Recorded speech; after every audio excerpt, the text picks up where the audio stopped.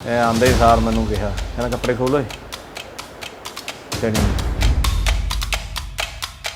मेरे चड्डे पाड़े मेरे रोलर लाए इन्होंने लत्तां जे रख के जी पिछे नूं बाहां बन के पहला इन्हें मेरे अगे सीधा बिठा के जी चड्डे पाड़ दे वो पाड़े जो इंटैरोगेशन शुरू करनी पहला तो आए है जदे कपड़े लाए है कि पिछे है एक पिछे बंदा पिछे नूं बाहां बन देंदे आ पहला ए परना बन देना मतलब बाहां ला लो के पिछे है पिछे बन के फिर बिच उन्हें रख लेना पैर रख लेना फिर बालों का जूड़ा उन्होंने फड़ लेना फिर एक बंदे ने जी लत्त इधर नूं खिंचनी है एक ने लत्त इनू खिंचनी है सीधियां लत्तां हो जांदियां जी उदों ट्रेंड सी उदों तो एक नॉर्मल जी गल सी जी चक्किया चक के मारता जी कोई बड़ी गल नहीं सी जिहड़े पता ही है जी पुराने बंदियां नूं सारी ये चीज़ पता है पुलिस इनू गाहे बगाहे तरीके नाल इनू तंग करन लग गई ईवन 13 जुलाई 1999 नूं इनू रोपड़ कॉलेज के बाहर तो इन्होंने चक लिया जी पता करी गए जी आपदा जिथे भी सानू कोई दसदा रोपड़ है कोई दसदा किते आ असीं पता करी गए सानू उहदा कुछ नहीं पता लग्या ਉਹਨੂੰ ਤੇ ਉਹਦੇ ਸਾਥੀ ਜਿਹਦੇ ਵਿੱਚ ਗੁਰਮੀਤ ਸਿੰਘ ਰੋਪੜ ਦਾ ਮੇਰੇ ਭਰਾ ਦਾ ਵੀ ਨਾਮ ਸੀ ਵਿੱਚ ਤੇ ਉਹਦੀ ਆ ਗਈ ਕਿ ਉੱਥੇ ਇਹ ਮਾਰਤੇ ਜੀ ਸਾਨੂੰ ਪਤਾ ਲੱਗਿਆ ਜੀ ਜਦ ਉੱਥੇ ਅਸੀਂ ਪਤਾ ਲੱਗਿਆ ਉੱਥੇ ਜਾ ਕੇ ਕਿਉਂਕਿ ਡੈੱਡ ਬੋਡੀਆਂ ਦੇਖਣ ਨਹੀਂ ਦਈਆਂ ਪਤਾ ਜਿਉਂ ਸਾਨੂੰ ਲੱਗਿਆ ਕਹਿੰਦੇ ਵੀ ਗੁਰਮੀਤ ਨਹੀਂ ਹੈ ਇਹਦੇ ਵਿੱਚ ਹੋਰ ਕੋਈ ਬੰਦਾ ਹੈ मैं इत्थे एक क्वेश्चन जरूर करदा आ एक मेरा प्रश्न जरूर है देखो साडा दा सानू मिलाता उस टाइम कोई किसी का पुत्त तां मरिया ना उहदी ये इंटैरोगेशन इन्नी हुई है वो जद पुलिस का नाम आंदा तां उहनूं बड़ा हो जांदा कि मैं ते हुण कटाई है इन्नी मैं किन्नी कटाई खाई जांदा ते उत्थे आंदा जांदा सी कि उत्थे ही इहदे आंदे सारे गोलियां मार के इन्हां दा कतल कर ये सोचो एक न्याणे की यह जी हालत करके उन्होंने कोल करके मैंने कहना मैं मारिया तेरा भाई ये गल किन्ने तुहानूं मूँह की सुमेश सैनी जी खुद कही है की कहंदा जी हले भी मैनू ये ना दा यह कदे यादां भुलूंगियां माड़ियां आहा ते आ चीज़ां मेरे मतलब ऐ मैनू लगदा सी जिवें कि कपड़ा फटदा हुंदा है। सत श्री अकाल मैं अमन मोहन मोहजाल अज एक असीं बहुत ही अहम केस के उत्ते चर्चा करांगे। ਇਹ ਕੇਸ ਵੀ ਪੰਜਾਬ ਦੇ ਸਾਬਕਾ ਡੀਜੀਪੀ ਸੁਮੇਸ਼ ਸਿੰਘ ਸੈਣੀ ਦੇ ਨਾਲ ਜੁੜਿਆ ਹੋਇਆ ਹੈ। ਬਲਵੰਤ ਸਿੰਘ ਮੁਲਤਾਨੀ ਮਾਮਲੇ ਦੇ ਵਿੱਚ ਸੁਮੇਸ਼ ਸਿੰਘ ਸੈਣੀ ਭੱਜਿਆ ਫਿਰਦਾ ਹੈ। ਬਲਵੰਤ ਸਿੰਘ ਮੁਲਤਾਨੀ ਨੂੰ 1991 ਦੇ ਵਿੱਚ ਅਗਵਾ ਕੀਤਾ ਜਾਂਦਾ ਹੈ ਉਸ ਤੋਂ ਬਾਅਦ ਉਸ ਦੀ ਲਾਸ਼ ਨੂੰ ਖੁਰਦ-ਬੁਰਦ ਕੀਤਾ ਜਾਂਦਾ ਹੈ। ਇਸ ਮਾਮਲੇ ਦੇ ਵਿੱਚ ਸੁਮੇਸ਼ ਸਿੰਘ ਸੈਣੀ ਨੂੰ ਹੱਥਾਂ ਪੈਰਾਂ ਦੀ ਪਈ ਹੋਈ ਹੈ। ਉਸ ਨੂੰ ਹਰ ਵੇਲੇ ਇਹ ਚਿੰਤਾ ਸਤਾ ਰਹੀ ਹੈ ਕਿ ਕਿਤੇ ਪੁਲਿਸ ਉਸ ਨੂੰ ਚੁੱਕ ਨਾ ਲਵੇ। ਉਹੀ ਪੁਲਿਸ ਅਫਸਰ ਜਿਸ ਉੱਤੇ ਦੋਸ਼ ਲੱਗਦੇ ਨੇ ਕਿ ਕਿਸੇ ਵੇਲੇ ਉਹ ਵੀ ਪੰਜਾਬ ਦੇ ਨੌਜਵਾਨਾਂ ਨੂੰ ਘਰੋਂ ਚੁੱਕ ਕੇ ਝੂਠੇ ਪੁਲਿਸ ਮੁਕਾਬਲਿਆਂ ਦੇ ਵਿੱਚ ਮਾਰਦਾ ਰਿਹਾ ਤੇ ਅੱਜ ਉਸ ਨੂੰ ਡਰ ਸਤਾ ਰਿਹਾ ਕਿਤੇ ਪੁਲਿਸ ਉਸ ਨੂੰ ਚੁੱਕ ਨਾ ਲਵੇ। ਸੋ ਇੱਕ ਹੋਰ ਚੰਡੀਗੜ੍ਹ ਦੇ ਵਿੱਚ ਪੁਲਿਸ ਮੁਕਾਬਲਾ ਹੋਇਆ ਸੀ ਉਸ ਮਾਮਲੇ ਦੇ ਵਿੱਚ ਵੀ ਹੁਣ ਪਰਿਵਾਰ ਦਾ ਕਹਿਣਾ ਹੈ ਪੀੜਤ ਪਰਿਵਾਰ ਦਾ ਕਿ ਉਹ ਇੱਕ ਫਰਜ਼ੀ ਪੁਲਿਸ ਮੁਕਾਬਲਾ ਸੀਗਾ ਤੇ ਸੁਮੇਸ਼ ਸਿੰਘ ਸੈਣੀ ਨੇ ਉਸ ਵਿਅਕਤੀ ਨੂੰ ਝੂਠੇ ਪੁਲਿਸ ਮੁਕਾਬਲੇ ਦੇ ਵਿੱਚ ਮਾਰਿਆ ਸੀ। ਉਸ ਸ਼ਖਸ ਦਾ ਨਾਮ ਹੈ ਗੁਰਮੀਤ ਸਿੰਘ ਪੱਕਾ ਬਾਗ। ਸੋ ਗੁਰਮੀਤ ਸਿੰਘ ਪੱਕਾ ਬਾਗ ਦਾ ਮਾਮਲਾ ਵੀ 1991 ਦਾ ਇਹ ਪੂਰਾ ਮਾਮਲਾ ਕੀ ਹੈ ਪੁਲਿਸ ਨੇ ਉਹਨਾਂ ਨੂੰ ਕਿਵੇਂ ਮੁਕਾਬਲੇ ਦੇ ਵਿੱਚ ਮਾਰਿਆ ਇਸ ਬਾਰੇ ਜਾਣਾਂਗੇ। ਉਹਨਾਂ ਦੇ ਭਰਾ ਜਿਨ੍ਹਾਂ ਦਾ ਨਾਮ ਹੈ ਰਣਜੀਤ ਸਿੰਘ ਪੱਕਾ ਬਾਗ। ਰਣਜੀਤ ਸਿੰਘ ਪੱਕਾ ਬਾਗ ਦੀ ਉਮਰ ਉਸ ਵੇਲੇ 16 ਸਾਲ ਦੀ ਸੀ। ਰਣਜੀਤ ਸਿੰਘ ਪੱਕਾ ਬਾਗ ਦਾ ਕਹਿਣਾ ਹੈ ਕਿ ਸੁਮੇਸ਼ ਸਿੰਘ ਸੈਣੀ ਨੇ ਉਹਨਾਂ ਨੂੰ ਵੀ ਟੌਰਚਰ ਕੀਤਾ ਸੀ ਉਹਨਾਂ ਦੇ ਉੱਤੇ ਵੀ ਤਸ਼ੱਦਦ ਆਇਆ ਸੀ। ਕਿਸ ਤਰ੍ਹਾਂ ਟੌਰਚਰ ਕੀਤਾ ਗਿਆ ਕਿਸ ਤਰ੍ਹਾਂ ਤਸ਼ੱਦਦ ਆਇਆ ਗਿਆ ਇਹ ਸਾਰੀ ਕਹਾਣੀ ਅੱਜ ਤੁਹਾਨੂੰ ਦੱਸਾਂਗੇ। ਸਭ ਤੋਂ ਪਹਿਲਾਂ ਅਸੀਂ ਵੈਲਕਮ ਕਰਦੇ ਹਾਂ ਰਣਜੀਤ ਸਿੰਘ ਪੱਕਾ ਬਾਗ ਦਾ। ਰਣਜੀਤ ਸਿੰਘ ਜੀ ਹਮਦਰ ਟੀਵੀ ਤੇ ਤੁਹਾਡਾ ਨਿੱਘਾ ਸਵਾਗਤ ਹੈ ਜੀ। ਵਾਹਿਗੁਰੂ ਜੀ ਕਾ ਖਾਲਸਾ ਵਾਹਿਗੁਰੂ ਜੀ ਕੀ ਫਤਿਹ। ਸਾਰੇ ਹਮਦਰਦ ਟੀਵੀ ਦੇ ਸਰੋਤੇ ਤੇ ਸਾਡੇ ਭਰਾ ਬੇਬਾਕ ਜਿਹੜੇ ਇੰਟਰਵਿਊ ਕਰਦੇ ਆ ਅਮਨ ਜੀ ਦਾ ਬਹੁਤ ਬਹੁਤ ਧੰਨਵਾਦ ਜੀ। ਸੋ ਰਣਜੀਤ ਸਿੰਘ ਜੀ ਤੁਹਾਡੇ ਕੇਸ ਬਾਰੇ ਜਿਵੇਂ ਸਾਨੂੰ ਜਾਣਕਾਰੀ ਮਿਲੀ ਕਿਉਂਕਿ ਇਹ ਵੀ 1991 ਦਾ ਕੇਸ ਹੈ ਤੇ ਤੁਸੀਂ ਸੁਮੇਸ਼ ਸਿੰਘ ਸੈਣੀ ਦੇ ਉੱਤੇ ਗੰਭੀਰ ਇਲਜ਼ਾਮ ਲਾ ਰਹੇ ਹੋ। ਉਸ ਵੇਲੇ ਉਹ ਚੰਡੀਗੜ੍ਹ ਦੇ ਐਸਐਸਪੀ ਹੋਇਆ ਕਰਦੇ ਸਨ ਬਾਅਦ ਵਿੱਚ ਪੰਜਾਬ ਦੇ ਉਹ ਡੀਜੀਪੀ ਵੀ ਰਹੇ। ਤੁਸੀਂ ਇਹ ਗੱਲ ਆਖ ਰਹੇ ਹੋ ਕਿ ਜੋ ਤੁਹਾਡੇ ਬ੍ਰਦਰ ਸਨ ਰਣਜੀਤ ਸਿੰਘ ਪੱਕਾ ਬਾਗ ਉਹਨਾਂ ਨੂੰ ਝੂਠੇ ਪੁਲਿਸ ਮੁਕਾਬਲੇ ਦੇ ਵਿੱਚ ਮਾਰਿਆ ਗਿਆ ਚੰਡੀਗੜ੍ਹ ਸੈਕਟਰ 45 ਦੇ ਵਿੱਚ ਜਿਹੜਾ ਪੁਲਿਸ ਮੁਕਾਬਲਾ ਹੋਇਆ ਸੀ। ਸਭ ਤੋਂ ਪਹਿਲਾਂ ਮੈਂ ਤੁਹਾਡੇ ਤੋਂ ਪੂਰੀ ਕਹਾਣੀ ਜਾਣਨਾ ਚਾਹੁੰਦਾ ਕਿ ਇਹ ਪੂਰੀ ਕਹਾਣੀ ਕੀ ਹੈਗੀ ਹੈ, ਕਿਸ ਤਰ੍ਹਾਂ ਤੁਸੀਂ ਸੁਮੇਸ਼ ਸਿੰਘ ਸੈਣੀ ਦੇ ਸੰਪਰਕ ਦੇ ਵਿੱਚ ਆਏ, ਤੁਹਾਡੇ ਬ੍ਰਦਰ ਹੋਰਾਂ ਨੇ ਉਹਨੂੰ ਕਿਵੇਂ ਘਰੋਂ ਚੁੱਕਿਆ ਤੇ ਕਿਵੇਂ ਪੁਲਿਸ ਮੁਕਾਬਲੇ ਦੇ ਵਿੱਚ ਮਾਰਿਆ, ਕੀ ਕਹਾਣੀ ਹੈ ਪੂਰੀ ਇਹ? ਸਾਡੀ ਅਸਲ ਕਹਾਣੀ ਹੁੰਦੀ ਹੈ ਜੀ 1999 ਤੋਂ ਸ਼ੁਰੂ ਹੁੰਦੀ ਹੈ ਜੀ। ਆ ਮੇਰੇ ਭਰਾ ਤੁਸੀਂ ਦੇਖ ਸਕਦੇ ਆ, ਇਹ ਗੁਰਮੀਤ ਸਿੰਘ ਪੱਕਾਬਾਗ, ਇਹ ਉਹਨਾਂ ਦੀ ਤਸਵੀਰ ਹੈ। ਤੇ ਇਹਦਾ ਇਹ ਹੈ ਜੀ ਕਿ ਸੰਨ 1999 ਵਿੱਚ ਮੇਰਾ ਭਰਾ ਸਰਕਾਰੀ ਕਾਲਜ ਰੋਪੜ ਵਿਖੇ ਵਾਈਸ ਪ੍ਰੈਜ਼ੀਡੈਂਟ ਸੀ ਇਹ ਸਰਕਾਰੀ ਕਾਲਜ ਰੋਪੜ ਦਾ ਜੀ। ਉਹਦੇ ਵਿੱਚ ਜੀ ਇਹਨਾਂ ਦਾ ਇੱਕ ਸਾਥੀ ਸੀ ਗੁਰਿੰਦਰ ਸਿੰਘ ਖੈਰਾਬਾਦ। ਠੀਕ ਹੈ ਜੀ। ਉਹਨਾਂ ਨੂੰ ਪੁਲਿਸ ਨੇ ਚੱਕ ਕੇ ਭੇਦਭਰੀ ਹਾਲਾਤਾਂ ਵਿੱਚ ਉਹਦੀ ਡੈੱਡ ਬੋਡੀ ਵੀ ਮਿਲੀ ਹੈ। ਉਹ ਮੁੱਦਾ ਬੜਾ ਗਰਮਾਇਆ ਸੀ ਉਸ ਟਾਈਮ ਜਦ ਇਹ ਕਾਲਜ ਪੜ੍ਹਦੇ ਸੀ। ਉਹਦੇ ਵਿੱਚ ਜੀ ਇਹਨਾਂ ਨੇ ਪ੍ਰੋਟੈਸਟ ਕਰਿਆ। ਪ੍ਰੋਟੈਸਟ ਕਰਨਾ ਸਾਡਾ ਹੱਕ ਹੈ। ਜੇ ਸਾਡਾ ਸਾਥੀ ਨਾਲ ਦਾ ਕੋਈ ਕਾਲਜ ਦਾ ਵਿਦਿਆਰਥੀ ਸਾਥੀ ਸਾਡਾ ਕੋਈ ਐਡਾ ਬੜਾ ਉਹਦੇ ਨਾਲ ਟ੍ਰੈਜਡੀ ਹੁੰਦੀ ਹੈ, ਉਹਦੇ ਪਰਿਵਾਰ ਨਾਲ ਉਹਦੇ ਨਾਲ ਐਡੀ ਹੁੰਦੀ ਹੈ, ਤਾਂ ਉਹ ਪ੍ਰੋਟੈਸਟ ਕਰਨਾ ਸਾਡਾ ਹੱਕ ਹੈ। ਉਸੇ ਪ੍ਰੋਟੈਸਟ 'ਚ ਇਹਨਾਂ ਨੇ ਕਰਿਆ ਹੈ ਜੀ ਕਿ ਉਹਦਾ ਕੁਝ ਪਤਾ ਲੱਗੇ। ਉਸ ਪ੍ਰੋਟੈਸਟ 'ਚ ਹੀ ਜੀ ਇਹ ਪੁਲਿਸ ਦੇ ਅੱਖ ਚੜ੍ਹ ਗਿਆ। ਪੁਲਿਸ ਦੇ ਅੱਖ ਚੜ੍ਹਨ ਤੋਂ ਬਾਅਦ ਪੁਲਿਸ ਇਹਨੂੰ ਗਾਹੇ ਬਗਾਹੇ ਤਰੀਕੇ ਨਾਲ ਇਹਨੂੰ ਤੰਗ ਕਰਨ ਲੱਗ ਗਈ। ਈਵਨ 13 ਜੁਲਾਈ 1999 ਨੂੰ ਇਹਨੂੰ ਰੋਪੜ ਕਾਲਜ ਦੇ ਬਾਹਰ ਤੋਂ ਇਹਨਾਂ ਨੇ ਚੱਕ ਲਿਆ ਜੀ ਪੁਲਿਸ ਨੇ। ਸਾਨੂੰ ਨਹੀਂ ਪਤਾ ਜੀ ਕਿਹੜੀ ਸੀ ਪੁਲਿਸ, ਕੌਣ ਸੀ, ਸਾਨੂੰ ਨਹੀਂ ਪਤਾ, ਕਿਉਂਕਿ ਉਸ ਟਾਈਮ ਦੀ ਅੱਜ ਆਪਾਂ ਕਰਦੇ, ਅੱਜ ਦਾਇਰੇ ਆ, ਅੱਜ ਪੁਲਿਸ ਦੇ ਉਹ ਜਾਂਦੀ ਤਾਂ ਦੂਸਰੇ ਨੂੰ ਦੱਸਦੀ ਹੈ। ਜਦ ਤੱਕ ਜਿਹੜਾ ਮਰਜ਼ੀ ਜਿੱਥੇ ਮਰਜ਼ੀ ਤੋਂ ਚੱਕ ਲੈਂਦਾ ਸੀ। ਚੱਕਿਆ ਤੇ ਮੇਰੇ ਮੰਮੀ ਜੀ ਨੇ ਇੱਕ ਅਦਾਲਤ 'ਚ, ਰੋਪੜ ਅਦਾਲਤ 'ਚ ਸਾਡੇ ਦੋ ਵਕੀਲ ਸੀ, ਇੱਕ ਸਰਦਾਰ ਸਰਬਜੀਤ ਸਿੰਘ ਬੈਂਸ ਤੇ ਇੱਕ ਕੁਲਵੰਤ ਸਿੰਘ ਰੋਪੜ ਜੀ। ਠੀਕ ਹੈ ਜੀ। ਸਾਡੇ ਦੋ ਵਕੀਲ ਸਾਨੂੰ ਇਹ ਹਿਊਮਨ ਰਾਈਟਸ ਦੇ ਜਿੰਨੇ ਵੀ ਆ ਮਤਲਬ ਕੋਈ ਡੀਲ ਕਰਦੇ ਆ ਉਹਨਾਂ ਦੇ ਇਹ ਕੇਸ ਕਰਦੇ ਸੀ ਰੋਪੜ। ਤੇ ਉਹਦੇ ਵਿੱਚ ਜੀ ਮੰਮੀ ਨੇ 17 ਜੁਲਾਈ ਦੇ ਕਰੀਬ ਇੱਕ ਫਿਰ ਪਟੀਸ਼ਨ ਪਾਈ ਉਹਨਾਂ ਨੇ ਕਿ ਸਾਡੇ ਮੁੰਡੇ ਨੂੰ ਮਤਲਬ ਅਦਾਲਤ 'ਚ ਪੇਸ਼ ਕਰਿਆ ਜਾਵੇ, ਕਿਉਂਕਿ ਉਦੋਂ ਟ੍ਰੈਂਡ ਸੀ, ਉਦੋਂ ਤਾਂ ਇੱਕ ਨੋਰਮਲ ਜੀ ਗੱਲ ਸੀ ਜੀ, ਚੱਕਿਆ ਇਹ ਚੱਕ ਕੇ ਮਾਰਤਾ ਜੀ, ਕੋਈ ਬੜੀ ਗੱਲ ਨਹੀਂ ਸੀ। ਜਿਹੜੇ ਪਤਾ ਹੀ ਹੈ ਜੀ ਪੁਰਾਣੇ ਬੰਦਿਆਂ ਨੂੰ ਸਾਰੀ ਇਹ ਚੀਜ਼ ਪਤਾ ਆ।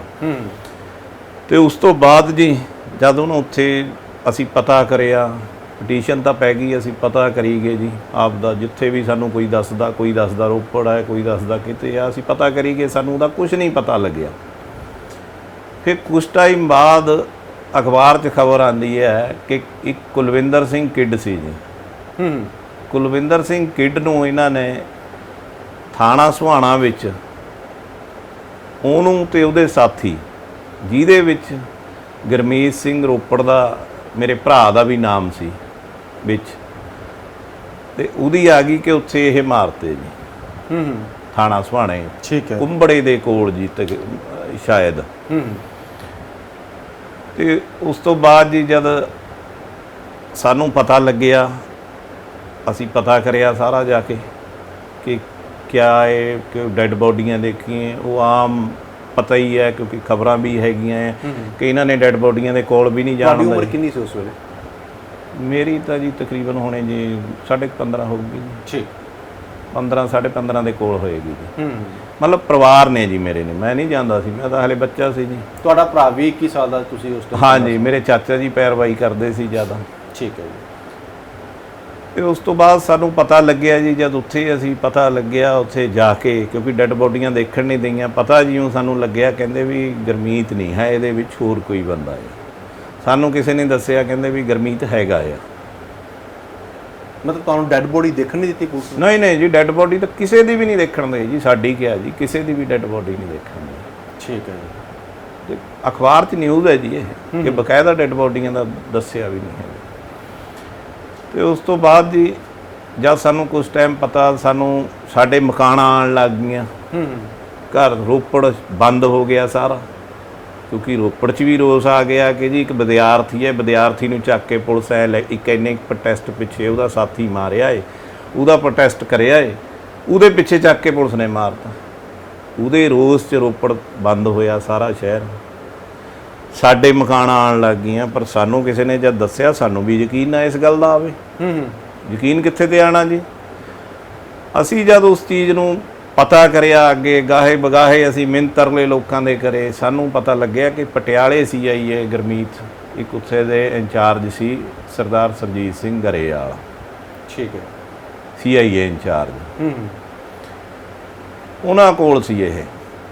ਅਸੀਂ ਚਲੋ ਕਰਕੇ ਜੀ ਕੋਈ ਹੀਲਾ ਵਸੀਲਾ ਕਰਕੇ ਵੀ ਸਾਨੂੰ ਦੱਸਿਆ, ਫਿਰ ਸਾਨੂੰ ਉੱਥੇ ਮਿਲਾਇਆ ਮੇਰੇ ਚਾਚਾ ਜੀ ਨੂੰ, ਭਰਾ ਦੇ ਨਾਲ ਹਾਂ। ਮੁਲਾਕਾਤ ਜਦ ਅਸੀਂ ਜ਼ਿਆਦਾ ਮਿਹਨਤ ਤਰਲੇ ਕਰੇ, ਅਸੀਂ ਕਿਹਾ ਵੀ ਸਾਨੂੰ ਯਕੀਨ ਨਹੀਂ ਹੈ ਕਿ ਸਾਡਾ ਮੁੰਡਾ ਹੈਗਾ, ਕਿਉਂਕਿ ਉਹਦੀ ਤਾਂ ਉੱਥੇ ਖਬਰ ਆ ਗਈ। ਸਾਨੂੰ ਇਹਨਾਂ ਨੇ ਮਿਲਾਤਾ, ਗੁਰਮੀਤ ਮਿਲਾਇਆ। ਬਹੁਤ ਬੁਰੀ ਹਾਲਤ 'ਚ ਸੀ ਉਹ, ਇਹੋ ਜਿਹੀ ਗੱਲ ਨਹੀਂ ਜੀ, ਹਾਲਾਤ ਉਹਦੇ ਬਾਲੇ ਖਰਾਬ ਸੀ, ਇੰਟਰੋਗੇਸ਼ਨ ਇੰਨੀ ਕੁ ਸੀ। ਮੈਂ ਇੱਥੇ ਇੱਕ ਕੁਐਸਚਨ ਜ਼ਰੂਰ ਕਰਦਾ ਆ, ਇੱਕ ਮੇਰਾ ਪ੍ਰਸ਼ਨ ਜ਼ਰੂਰ ਹੈ ਜੀ। ਦੇਖੋ, ਸਾਡਾ ਦਾ ਸਾਨੂੰ ਮਿਲਾਤਾ ਉਸ ਟਾਈਮ ਕੋਈ ਕਿਸੇ ਦਾ ਪੁੱਤ ਤਾਂ ਮਰਿਆ ਨਾ। ਮਤਲਬ ਕੁਲਵਿੰਦਰ ਕਿਡ ਦੇ ਨਾਲ ਜਿਸ ਦੀ ਮੌਤ ਹੋਈ ਸੀ, ਦੂਜਾ ਕੋਈ ਵਿਅਕਤੀ ਹੋਰ ਸੀ? ਹਾਂਜੀ। ਉਹ ਤਾਂ ਹੈ ਹੀ ਹੈ ਜੀ ਕਿ ਦੇਖੋ, ਸਾਨੂੰ ਮੁੰਡਾ ਮਿਲਾਤਾ। ਗੁਰਮੀਤ ਸਿੰਘ ਕਹਿ ਕੇ ਕਿਸੇ ਹੋਰ ਨੂੰ ਮਾਰਿਆ ਵਾ, ਹੋਰ 2-3 ਮਾਰੇ ਸੀ। ਉਹ ਤਾਂ ਹੈ ਹੀ ਹੈ ਜੀ ਕਿ ਉਹ ਕੋਈ ਤਾਂ ਮਾਰਿਆ ਨਾ ਇਹਨਾਂ ਨੇ। ਉਹ ਕੌਣ ਸੀ? ਪਹਿਲਾਂ ਤਾਂ ਮੇਰਾ ਇਹ ਵੀ ਬੇਨਤੀ ਹੈ ਕਿ ਇਹ ਵੀ ਮੇਰਾ ਪ੍ਰਸ਼ਨ ਹੈ, ਪ੍ਰਸ਼ਾਸਨ ਨੂੰ ਵੀ ਪ੍ਰਸ਼ਨ ਹੈ, ਤੇ ਇਸ ਗੱਲ ਦੀ ਵੀ ਮੇਰੇ ਇਹ ਜਾਂਚ ਹੋਣੀ ਚਾਹੀਦੀ ਕਿ ਉਹ ਬੰਦਾ ਹੈ ਕੌਣ ਸੀ ਜਿਹੜਾ ਉੱਥੇ, ਜਿਹੜਾ ਐਡਾ ਮਤਲਬ ਉਹਨੂੰ ਮਾਰਿਆ ਗਿਆ। ਇਹ ਦੱਸੋ, ਤੁਸੀਂ ਤਾਂ ਬੰਦੇ ਦੀ ਕਦਰੇ ਨਹੀਂ ਸਮਝਦੇ। ਬੰਦੇ ਨੂੰ ਮਾਰ ਲਿਆ, ਦੂਏ ਨੂੰ ਸ਼ੋਅ ਕਰਤਾ, ਫਿਰ ਤੁਸੀਂ ਉਹਨੂੰ ਛੱਡਤਾ। ਉਹ ਬੰਦਾ ਕਿੱਥੇ ਗਿਆ ਜੀ ਜਿਹੜਾ ਬੰਦਾ ਉੱਥੇ ਐਕਚੁਅਲ ਮਾਰਿਆ ਗਿਆ ਹੈ? ਫਿਰ ਉਸ ਤੋਂ ਬਾਅਦ ਜੀ ਇਹਨੂੰ ਥੋੜ੍ਹੇ ਸਮੇਂ ਬਾਅਦ ਛੱਡਤਾ। ਚਾਚਾ ਜੀ ਛਡਾ ਲਿਆਏ ਸੀ। ਉਹ ਛਡਾ ਕੇ ਜਦ ਲਿਆਏ ਜੀ, ਛਡਾਉਣ ਤੋਂ ਬਾਅਦ ਫਿਰ ਇਹ ਜੀ ਮਤਲਬ ਇਹਦੇ ਹਾਲਾਤ ਤੇ ਇੰਟਰੋਗੇਸ਼ਨ 'ਚ ਜੀ ਇਹਦਾ ਜਵਾੜਾ ਵੀ ਟੁੱਟਿਆ ਵਾ ਸੀ, ਇਹਦਾ ਲੱਕ ਵੀ ਤੋੜਿਆ ਵਾ ਸੀ, ਇਹ ਤੇ ਕਈ ਦਿਨ ਰੋਟੀ ਵੀ ਨਹੀਂ ਖਾ ਹੋਈ। ਈਵਨ ਭੇ ਕੇ ਅਸੀਂ ਮਤਲਬ ਰੋਟੀ ਵਾਲਾ ਵੀ ਕੰਮ। ਤੇ ਉਸ ਤੋਂ ਬਾਅਦ ਜੀ ਅੱਗੇ ਫਿਰ ਗਾਹੇ ਬਗਾਹੇ ਜਿਵੇਂ ਟਾਈਮ ਪਈ ਗਿਆ, ਪੁਲਿਸ ਇਹਨੂੰ ਕਿਸੇ ਆਨੇ ਬਹਾਨੇ ਨੂੰ ਤੰਗ ਕਰਦੀ ਰਹੀ, ਕਿਉਂਕਿ ਪੁਲਿਸ ਦੀ ਨਿਗਾਹ 'ਚ ਆ ਗਏ। ਜਦੋਂ ਤੁਸੀਂ ਪਟਿਆਲਾ ਵਿੱਚ ਜਾ ਕੇ ਮਿਲਦੇ ਹੋ ਆਪਣੇ ਭਰਾ ਨੂੰ, ਉਸ ਤੋਂ ਬਾਅਦ ਉਹਨਾਂ ਨੂੰ ਘਰੇ ਲੈ ਆਉਂਦੇ ਹੋ? ਹਾਂਜੀ, ਉਸ ਤੋਂ ਬਾਅਦ ਲੈ ਆਉਂਦੇ। ਕਿੰਨੀ ਕੁ ਦੇਰ ਪੁਲਿਸ ਦੀ ਹਿਰਾਸਤ ਦੇ ਵਿੱਚ ਰਹਿੰਦੇ ਨੇ? ਉਸ ਤੋਂ ਬਾਅਦ ਇੱਕਦਮ ਪਹਿਲਾਂ ਜਦੋਂ ਮਤਲਬ ਇੱਕਦਮ ਨਹੀਂ ਲੈ ਕੇ ਆਉਂਦੇ ਜੀ, ਉਦੋਂ ਉਹਨਾਂ ਨੇ ਮਿਲਾਤਾ। ਕੁਝ ਸਮਾਂ ਪੈ ਕੇ ਉਹਨਾਂ ਨੇ ਉਹਨੂੰ ਛੱਡਤਾ। ਚਾਚਾ ਜੀ ਲੈ ਆਏ ਮੇਰੇ ਘਰ, ਲੈ ਆਏ, ਅਸੀਂ ਉਹਦੀ ਕਰਿਆ, ਉਹਨੂੰ ਠੀਕ ਕਰਿਆ, ਤੇ ਕੁਝ ਸਮੇਂ ਬਾਅਦ ਫਿਰ ਉਹੀ ਕੰਮ ਸ਼ੁਰੂ ਹੋ ਗਿਆ ਜੀ। ਉਹ ਇੰਨਾ ਕੁ ਦੇਖੋ ਗੱਲ ਹੈ ਜੀ ਕਿ ਉਦੋਂ ਦੀ ਉਮਰ ਮੈਨੂੰ ਲੱਗਦਾ 20 ਸਾਲ ਹੋਣੀ ਹੈ, 19-20 ਸਾਲ ਹੋਏਗੀ। ਉਹਦੀ ਇਹ ਇੰਟਰੋਗੇਸ਼ਨ ਇੰਨੀ ਹੋਈ ਹੈ, ਉਹ ਜਦ ਪੁਲਿਸ ਦਾ ਨਾਂ ਆਉਂਦਾ ਤਾਂ ਉਹਨੂੰ ਬੜਾ ਹੋ ਜਾਂਦਾ ਕਿ ਮੈਂ ਤੇ ਹੁਣ ਕਟਾਈ ਹੈ ਇੰਨੀ, ਮੈਂ ਕਿੰਨੀ ਕਟਾਈ ਖਾਈ ਜਾਵਾਂ, ਉਹ ਵੀ ਬੇਵਜ੍ਹਾ। ਕੋਈ ਵਜ੍ਹਾ ਵੀ ਹੋਵੇ, ਸਿਰਫ ਇਹੀ ਵਜ੍ਹਾ ਕਿ ਉਹ ਆਪਣੇ ਸਾਥੀ ਦੀ ਆਵਾਜ਼ ਚੱਕਦਾ ਸੀ, ਇਹੀ ਗੁਨਾਹ ਉਹਦਾ ਇੰਨਾ ਕੁ ਨਿਕਲਦਾ ਜੀ। ਕਿਉਂਕਿ ਜੇ ਕੋਈ ਇਹੋ ਜਿਹੀ ਗੱਲ ਹੁੰਦੀ ਜੀ ਤਾਂ ਪਰਚਾ ਕਰਕੇ ਛੱਡਦੇ ਜੇ ਕੋਈ ਨਿਕਲਦੀ ਇਹੋ ਜਿਹੀ ਗੱਲ। ਉਸ ਤੋਂ ਬਾਅਦ ਜੀ ਆਇਆ, ਫਿਰ ਪੁਲਿਸ ਉਵੇਂ ਹੌਲੀ ਹੌਲੀ ਕਰਨ ਲੱਗੀ। ਫਿਰ ਪੁਲਿਸ ਦੀ ਤੰਗੀ ਤੇ ਬਾਅਦ ਸਾਡੇ ਘਰ 'ਚ ਇੰਨੀ ਮਤਲਬ ਕਦੇ ਮੰਮੀ ਹੁਣਾਂ ਨੂੰ ਵੀ ਪੁਲਿਸ ਨੇ ਚੱਕਿਆ, ਮੈਨੂੰ ਵੀ ਨਿਆਣਾ ਸੀ, ਚੱਲਦਾ ਰਿਹਾ ਜੀ। ਮੈਂ ਵੀ ਫਿਰ ਸਾਈਡ ਹੋ ਗਿਆ ਜੀ, ਇਹ ਵੀ ਸਾਈਡ ਹੋ ਗਿਆ ਸਾਡਾ। ਫਿਰ ਇਹ ਹੈ ਕਿ 8-10 ਮਹੀਨੇ ਸਾਡਾ ਫਿਰ ਮਤਲਬ, ਕਿਉਂਕਿ ਮੈਂ ਵੀ ਇੱਧਰ ਰਿਹਾ ਜੀ, ਮੈਂ ਰਤਵਾੜਾ ਸਾਹਿਬ ਹੈ ਗੁਰਦੁਆਰਾ ਸਾਹਿਬ, ਫਿਰ ਮੈਂ ਉੱਥੇ ਰਹਿਣ ਲੱਗ ਗਿਆ ਸੀ। ਉਹ ਪੁਲਿਸ ਤੰਗ ਕਰਦੀ ਸੀ ਜੀ ਘਰੇ। ਪਰਿਵਾਰ ਦੇ ਵਿੱਚ ਕਿੰਨੇ ਜੀ ਸੀ ਤੁਹਾਡੇ? ਸਾਡੇ ਜੀ ਮੇਰੇ ਮਤਲਬ ਪਾਪਾ 1988 ਦੇ ਲਾਸਟ ਦੇ ਵਿੱਚ ਡੈਥ ਹੋ ਗਈ ਸੀ, ਤੇ ਮੰਮੀ ਦੀ ਮੇਰੇ ਦੀ ਜੀ 15 ਦਿਨ ਪਹਿਲਾਂ 14 ਅਪ੍ਰੈਲ 1991 ਨੂੰ ਮੰਮੀ ਦੀ ਵੀ ਡੈਥ ਹੋ ਗਈ ਸੀ। ਤੇ ਸਾਡੇ ਪਰਿਵਾਰ 'ਚ ਅਸੀਂ ਦੋ ਭਰਾ 2 ਭੈਣਾਂ ਜੀ। ਠੀਕ ਹੈ, ਗੁਰਮੀਤ ਸਮੇਤ ਜੀ। ਤੇ ਜਦੋਂ ਇਹਨਾਂ ਨੂੰ ਪੁਲਿਸ ਨੇ ਚੁੱਕਿਆ ਸੀਗਾ, ਉਸ ਵੇਲੇ ਭੈਣਾਂ ਤੁਹਾਡੀਆਂ ਵਿਆਹੀਆਂ ਹੋਈਆਂ ਸੀ ਜਾਂ ਕੁਆਰੀਆਂ ਸੀ? ਹਾਂ, ਬੜੇ ਭੈਣ ਜੀ ਵਿਆਹੇ ਹੋਏ ਸੀ ਜੀ। ਵੱਡੇ ਭੈਣ ਜੀ? ਹਾਂਜੀ, ਛੋਟੇ ਮੇਰੇ ਤੋਂ 1.5 ਸਾਲ ਬੜੇ ਹੋਣੇ ਜੀ। ਠੀਕ ਹੈ, 16-17 ਸਾਲ ਦੇ ਹੋਣੇ। ਠੀਕ ਹੈ। ਤੇ ਉਸ ਤੋਂ ਬਾਅਦ ਜੀ ਅਸੀਂ ਇਹ ਸਾਈਡ ਤੇ ਹੋ ਗਿਆ, ਅਸੀਂ ਹੋ ਗਏ। ਫਿਰ ਸਾਨੂੰ ਅਖਬਾਰਾਂ ਰਾਹੀਂ 1991 4/5 1991 ਨੂੰ ਪਤਾ ਲੱਗਿਆ ਕਿ ਡੈਰੀ ਤੇ ਜਿੱਥੇ ਆਂਦਾ ਜਾਂਦਾ ਸੀ ਚੰਡੀਗੜ੍ਹ ਹਾਂਜੀ 45 ਚ ਜੀ ਹੂੰ ਦਸ਼ਮੇਸ਼ ਡੈਰੀ ਤੇ ਉੱਥੇ ਆਂਦਾ ਜਾਂਦਾ ਸੀ ਕਿ ਉੱਥੇ ਹੀ ਇਹਦੇ ਆਂਦੇ ਸਾਰੇ ਇਹਦੇ ਗੋਲੀਆਂ ਮਾਰ ਕੇ ਇਹਨਾਂ ਦਾ ਕਤਲ ਕਰ ਦਿੱਤਾ। ਹੂੰ ਉਸ ਤੋਂ ਬਾਅਦ ਜੀ ਡੈੱਡ ਬੋਡੀ ਸਾਨੂੰ ਮਿਲੀ, ਅਸੀਂ ਸੰਸਕਾਰ ਕਰਿਆ, ਉੱਥੇ ਵੀ ਰੋਸ ਹੋਇਆ ਇਸ ਗੱਲ ਦਾ। ਹੂੰ ਸਮਾਂ ਪੈ ਕੇ ਜਿਉਂ ਸੰਸਕਾਰ ਤੋਂ ਬਾਅਦ, ਕਿਉਂਕਿ ਸਾਡੇ ਕੋਈ ਹੈ ਨਹੀਂ ਸੀ, ਅਸੀਂ ਨਿਆਣੇ ਜੀ, ਮੇਰੇ ਚਾਚਾ ਜੀ ਜ਼ਿਆਦਾਤਰ ਰਤਵਾੜਾ ਸਾਹਿਬ ਰਹਿੰਦੇ ਸੀ ਜੀ। ਪੈਰਵਾਈ ਹੋਈ ਕਰਦੇ ਸੀ ਹਾਂ ਉਹਨਾਂ ਨੇ ਸਰਦਾਰ ਸਾਧੂ ਸਿੰਘ ਸੀ। ਸਾਧੂ ਸਿੰਘ, ਠੀਕ। ਹਾਂਜੀ ਸਰਦਾਰ ਸਾਧੂ ਸਿੰਘ ਉਹਨਾਂ ਦਾ ਨਾਮ ਸੀ। ਹੂੰ ਤੇ ਉਹ ਪੈਰਵਾਈ ਕਰਦੇ ਸੀ। ਉਹਨਾਂ ਨੇ ਉਸ ਟਾਈਮ ਬੜੀ ਆਵਾਜ਼ ਵੀ ਜਿੰਨੀ ਕੁ ਉਹਨਾਂ ਤੋਂ ਹੋਈ ਉਨੀ ਕੁ ਉਹਨਾਂ ਨੇ ਆਵਾਜ਼ ਵੀ ਚੱਕੀ, ਕਿਉਂਕਿ ਸਿਆਣੇ ਸੀ ਉਹ, ਜਾਂਦੇ ਰਹੇ, ਕਦੇ ਉਹਨਾਂ ਨੂੰ ਕਿਸੇ ਅਫਸਰ ਕੋਲ, ਕਦੇ ਕਿਸੇ ਅਫਸਰ ਪਾ ਭੇਜ ਦਿੱਤਾ ਜਾਂਦਾ ਕਿ ਉੱਥੇ ਜਾਓ, ਕੱਲ੍ਹ ਨੂੰ ਆ ਜਾਓ, ਐਂ ਕਹਿ ਕੇ ਸਮਾਂ ਬਤੀਤ ਹੁੰਦਾ ਗਿਆ। ਉਹਦੇ ਵਿੱਚ ਜੀ ਇਹਨਾਂ ਨੇ ਜੂਨ ਲਾਸਟ ਦੀ ਮੈਨੂੰ ਲੱਗਦਾ ਗੱਲ ਹੈ ਜੀ, ਜੂਨ ਲਾਸਟ ਜਾਂ ਜਨਵਰੀ ਪਹਿਲੇ ਹਫਤੇ ਦੀ ਮੈਨੂੰ ਚੰਡੀਗੜ੍ਹ ਪੁਲਿਸ ਨੇ ਜੀ ਘਰ ਤੋਂ ਚੱਕ ਲਿਆ। ਜੂਨ ਲਾਸਟ ਤੇ ਜਨਵਰੀ ਬਹੁਤ ਗੈਪ ਪੈਂਦਾ ਜੀ। ਨਹੀਂ ਜੁਲਾਈ ਜੀ, ਜੂਨ ਲਾਸਟ ਤੇ ਜੁਲਾਈ ਜੀ। ਜੁਲਾਈ ਦੇ ਪਹਿਲੇ ਹਫਤੇ। ਹਾਂ ਚਲੋ ਸਨ 1991 ਜੀ। ਠੀਕ ਹੈ। ਤੇ ਇਹਦੇ ਵਿੱਚ ਜੀ ਮੈਨੂੰ ਚੱਕ ਲਿਆ ਗਿਆ, ਮੈਨੂੰ ਚੱਕ ਕੇ ਲਿਆ ਕੇ ਇਹਨਾਂ ਨੇ 11 ਦੀ CIA ਆ। ਜਦ ਮੈਂ ਮਹਿਜ 16 ਸਾਲ ਦੇ ਤਕਰੀਬਨ ਮੈਂ ਹੋਣਾ ਜੀ, 16 ਸਾਲ ਦਾ ਬੱਚਾ ਤੁਸੀਂ ਆਪ ਲਾ ਸਕਦੇ ਕਿੰਨਾ ਕੁ ਹੋਊਗਾ। ਤੇ ਲਿਆ ਕੇ ਜੀ ਮੈਨੂੰ ਇਹਨਾਂ ਨੇ ਰੱਖਿਆ CIA, ਇਹਨੇ 10-11 ਦਿਨ ਦੇ ਗੇੜ 'ਤੇ ਰੱਖਿਆ। ਪਹਿਲਾਂ 10-11 ਦਿਨ ਬਾਅਦ ਇਹ ਆਇਆ ਜੀ ਸਮੇਤ ਸੈਣੀ ਜੀ ਨੂੰ ਆਇਆ। ਟਾਈਮ ਵੀ ਤਕਰੀਬਨ ਸਵੇਰ ਦਾ ਕੋਈ ਹੋਣਾ ਜੀ, ਟਾਈਮ ਤਾਂ ਇੰਨਾ ਯਾਦ ਨਹੀਂ। ਇਹ ਆਇਆ, ਆਂਦੇ ਸਾਰ ਨਾ ਮਤਲਬ ਜੇਲ੍ਹ 'ਚ ਵੀ ਬੜੀ ਹਲਚਲ ਜੀ ਹੋਈ। ਹਲਚਲ ਹੋਣ ਦੇ ਨਾਲ ਮੈਂ ਵੀ ਕੋਈ ਹਵਾਲਾਤ 'ਚ ਤੇ ਅਸੀਂ ਪੁੱਛਿਆ ਸੀ ਕਿ ਕਿਆ ਗੱਲ, ਕਹਿੰਦੇ ਵੀ ਉਹ ਆ ਰਿਹਾ ਸਮੇਤ ਸੈਣੀ ਆ ਰਿਹਾ। ਸਾਨੂੰ ਘਬਰਾਹਟ ਹੋਣ ਲੱਗ ਗਈ ਕਿਉਂਕਿ ਸੁਣਿਆ ਵਾ ਤਾਂ ਕਿ ਇਹ ਤਾਂ ਤੁਸੀਂ ਇਕੱਲੇ ਸੀ ਜਾਂ ਨਾਲ ਤੁਹਾਡੇ ਕੋਈ ਹੋਰ ਵੀ ਸੀ ਉਸ ਵੇਲੇ? ਨਹੀਂ ਹੋਰ ਵੀ ਸੀ ਜੀ ਬੰਦੇ, ਉਹ ਅਲੱਗ ਮਾਮਲਿਆਂ ਦੇ ਵਿੱਚ ਸੀ? ਉਹ ਹੋਰ ਮਾਮਲਿਆਂ 'ਚ ਹੋਣੇ। ਠੀਕ ਹੈ। ਕੁਦਰਤੀ ਹਵਾਲਾਤ 'ਚ ਉਹਨਾਂ ਨੇ ਬੰਦ ਕਰਿਆ ਵਾ ਜੀ। ਲਿਆ ਕੇ ਜੀ ਉਹਨੇ ਹਵਾਲਾਤ ਜੀ ਖੋਲ੍ਹੀ, ਮੈਨੂੰ ਬੁਲਾਇਆ ਬੰਦੇ ਨੇ, ਕਹਿੰਦਾ ਵੀ ਸਾਹਿਬ ਨੇ ਬੁਲਾਇਆ ਹੈ। ਮੈਂ ਚਲ ਗਿਆ ਜੀ, ਮੈਂ ਗਿਆ ਅੰਦਰ, ਇਹ ਬੈਠੇ ਅੰਦਰ ਬੜੇ ਟੇਬਲ ਜਿਹੇ ਦੇ ਨਾਲੇ ਸਾਹਮਣੇ ਬੈਠਾ, ਇਹਨੇ ਬੈਠੇ ਨੇ ਜੀ। ਇੱਧਰ ਇੱਕ ਹੋਰ ਅਫਸਰ ਬੈਠੇ ਸੀ, ਉਹ ਮੈਨੂੰ ਸ਼ਾਇਦ ਬਾਲ ਜੇ ਨਹੀਂ ਸੀ ਉਹਨਾਂ ਦੇ, ਉਹ ਬੈਠੀ ਹੈ। ਇਹ ਆਂਦੇ ਸਾਰ ਮੈਨੂੰ ਕਿਹਾ, ਕਹਿੰਦਾ ਕੱਪੜੇ ਖੋਲ੍ਹੋ ਸੈਣੀ ਨੇ। ਮੈਂ ਤਾਂ ਹੁਣ ਕਿਆ ਕਹਿਣਾ ਸੀ ਜੀ, ਮੈਂ ਆਪਣਾ ਪਾਇਆ ਵਾ ਸੀ ਉਹ, ਮੈਂ ਖੋਲ੍ਹਣ ਲੱਗ ਗਿਆ। ਮੈਂ ਖੋਲ੍ਹਿਆ ਜੀ, ਚਲੋ ਕੁਦਰਤੀ ਮੈਂ ਕਸ਼ਹਿਰੇ 'ਤੇ ਰੁਕ ਗਿਆ। ਕਸ਼ਹਿਰੇ 'ਤੇ ਰੁਕਿਆ, ਮੈਨੂੰ ਕਹਿੰਦਾ ਇਹਨੂੰ ਵੀ ਖੋਲ੍ਹ। ਚਲੋ ਹੁਣ ਮਜਬੂਰੀ ਹੈ ਜੀ, ਅਸੀਂ ਖੋਲ੍ਹਿਆ ਜੀ। ਮੇਰੀ ਇੰਟਰੋਗੇਸ਼ਨ ਇਹਨਾਂ ਨੇ ਸ਼ੁਰੂ ਕਰਤੀ, ਮੇਰੇ ਚੱਡੇ ਪਾੜੇ, ਮੇਰੇ ਰੋਲਰ ਲਾਏ ਇਹਨਾਂ ਨੇ ਲੱਤਾਂ ਦੀਆਂ 'ਤੇ ਰੱਖ ਕੇ ਜੀ, ਪਿੱਛੇ ਨੂੰ ਬਾਹਾਂ ਬੰਨ੍ਹ ਕੇ। ਪਹਿਲਾਂ ਇਹਨਾਂ ਨੇ ਮੇਰੇ ਅੱਗੇ ਸਿੱਧਾ ਬਿਠਾ ਕੇ ਜੀ ਚੱਡੇ ਪਾੜਦੇ ਉਹ ਪਾੜੇ ਗਏ। ਅਤੇ ਬਹੁਤ ਮੇਰੀ ਅਣਮਨੁੱਖਾ ਤਸ਼ੱਦਦ ਕਹਿ ਸਕਦੇ। ਨਹੀਂ, ਕਿਸ ਤਰ੍ਹਾਂ ਤਸ਼ੱਦਦ ਕੀਤਾ ਗਿਆ ਤੁਹਾਡੇ ਦੇ ਉੱਤੇ? ਤੁਸੀਂ ਦੱਸ ਰਹੇ ਹੋ ਕਿ ਸੁਮੇਤ ਸਿੰਘ ਸੈਣੀ ਆਇਆ, ਉਸਨੇ ਆ ਕੇ ਤੁਹਾਡੇ ਕੱਪੜੇ ਖੁਲਵਾਏ, ਅਤੇ ਤਸ਼ੱਦਦ ਜਦੋਂ ਤੋਂ ਆਇਆ ਪੁਲਿਸ ਵਾਲਿਆਂ ਨੇ, ਕਿੰਨੇ ਕੁ ਪੁਲਿਸ ਵਾਲੇ ਹੈਗੇ ਸੀ ਅਤੇ ਕਿਹੜੇ ਢੰਗ ਨਾਲ ਆਇਆ ਉਹਨਾਂ ਨੇ? ਕੌਣ ਸੀ, ਕੁਝ ਯਾਦ ਹੈ ਤੁਹਾਨੂੰ? ਅੱਜ ਨਹੀਂ, ਪੁਲਿਸ ਵਾਲਿਆਂ ਦਾ ਮੈਂ ਨਾਮ ਤਾਂ ਮੈਨੂੰ ਨਹੀਂ ਹੁਣ, ਕਿਉਂਕਿ ਉਮਰ ਦਾ ਵੀ ਤੁਸੀਂ ਦੇਖ ਲਓ ਨਾ ਕਿ 16 ਸਾਲ ਦਾ ਆ, ਨਿਆਣਾ ਆ, ਉਹਦੇ ਇੱਕਦਮ ਇੰਨਾ ਪ੍ਰੈਸ਼ਰ ਪਾ ਦੇਣਾ ਉਹਨੂੰ, ਇੰਨਾ ਕਿ ਇੱਕ ਡਰ ਉਹਦੇ ਬਿਠਾਉਣਾ ਆ ਕਿ ਉਹਦੀ ਇੰਟਰੋਗੇਸ਼ਨ ਸ਼ੁਰੂ ਕਰਨੀ। ਪਹਿਲਾਂ ਤਾਂ ਆਏ ਆ ਜਦੇ ਕੱਪੜੇ ਲਾਹੇ ਆ, ਕਿ ਪਿੱਛੇ ਆ ਇੱਕ ਪਿੱਛੇ ਬੰਦਾ, ਇਹ ਪਿੱਛੇ ਨੂੰ ਬਾਹਾਂ ਬੰਨ੍ਹ ਦਿੰਦੇ ਆ। ਪਹਿਲਾਂ ਇਹ ਪਰਨਾ ਬੰਨ੍ਹ ਦੇਣਾ, ਮਤਲਬ ਬਾਹਾਂ ਲਾ ਲਓ ਕਿ ਪਿੱਛੇ ਆ, ਪਿੱਛੇ ਬੰਨ੍ਹ ਕੇ ਫਿਰ ਵਿੱਚ ਉਹਨੇ ਰੱਖ ਲੈਣਾ, ਪੈਰ ਰੱਖ ਲੈਣਾ, ਫਿਰ ਆ ਬਾਲਾਂ ਦਾ ਜੂੜਾ ਉਹਨਾਂ ਨੇ ਫੜ ਲੈਣਾ।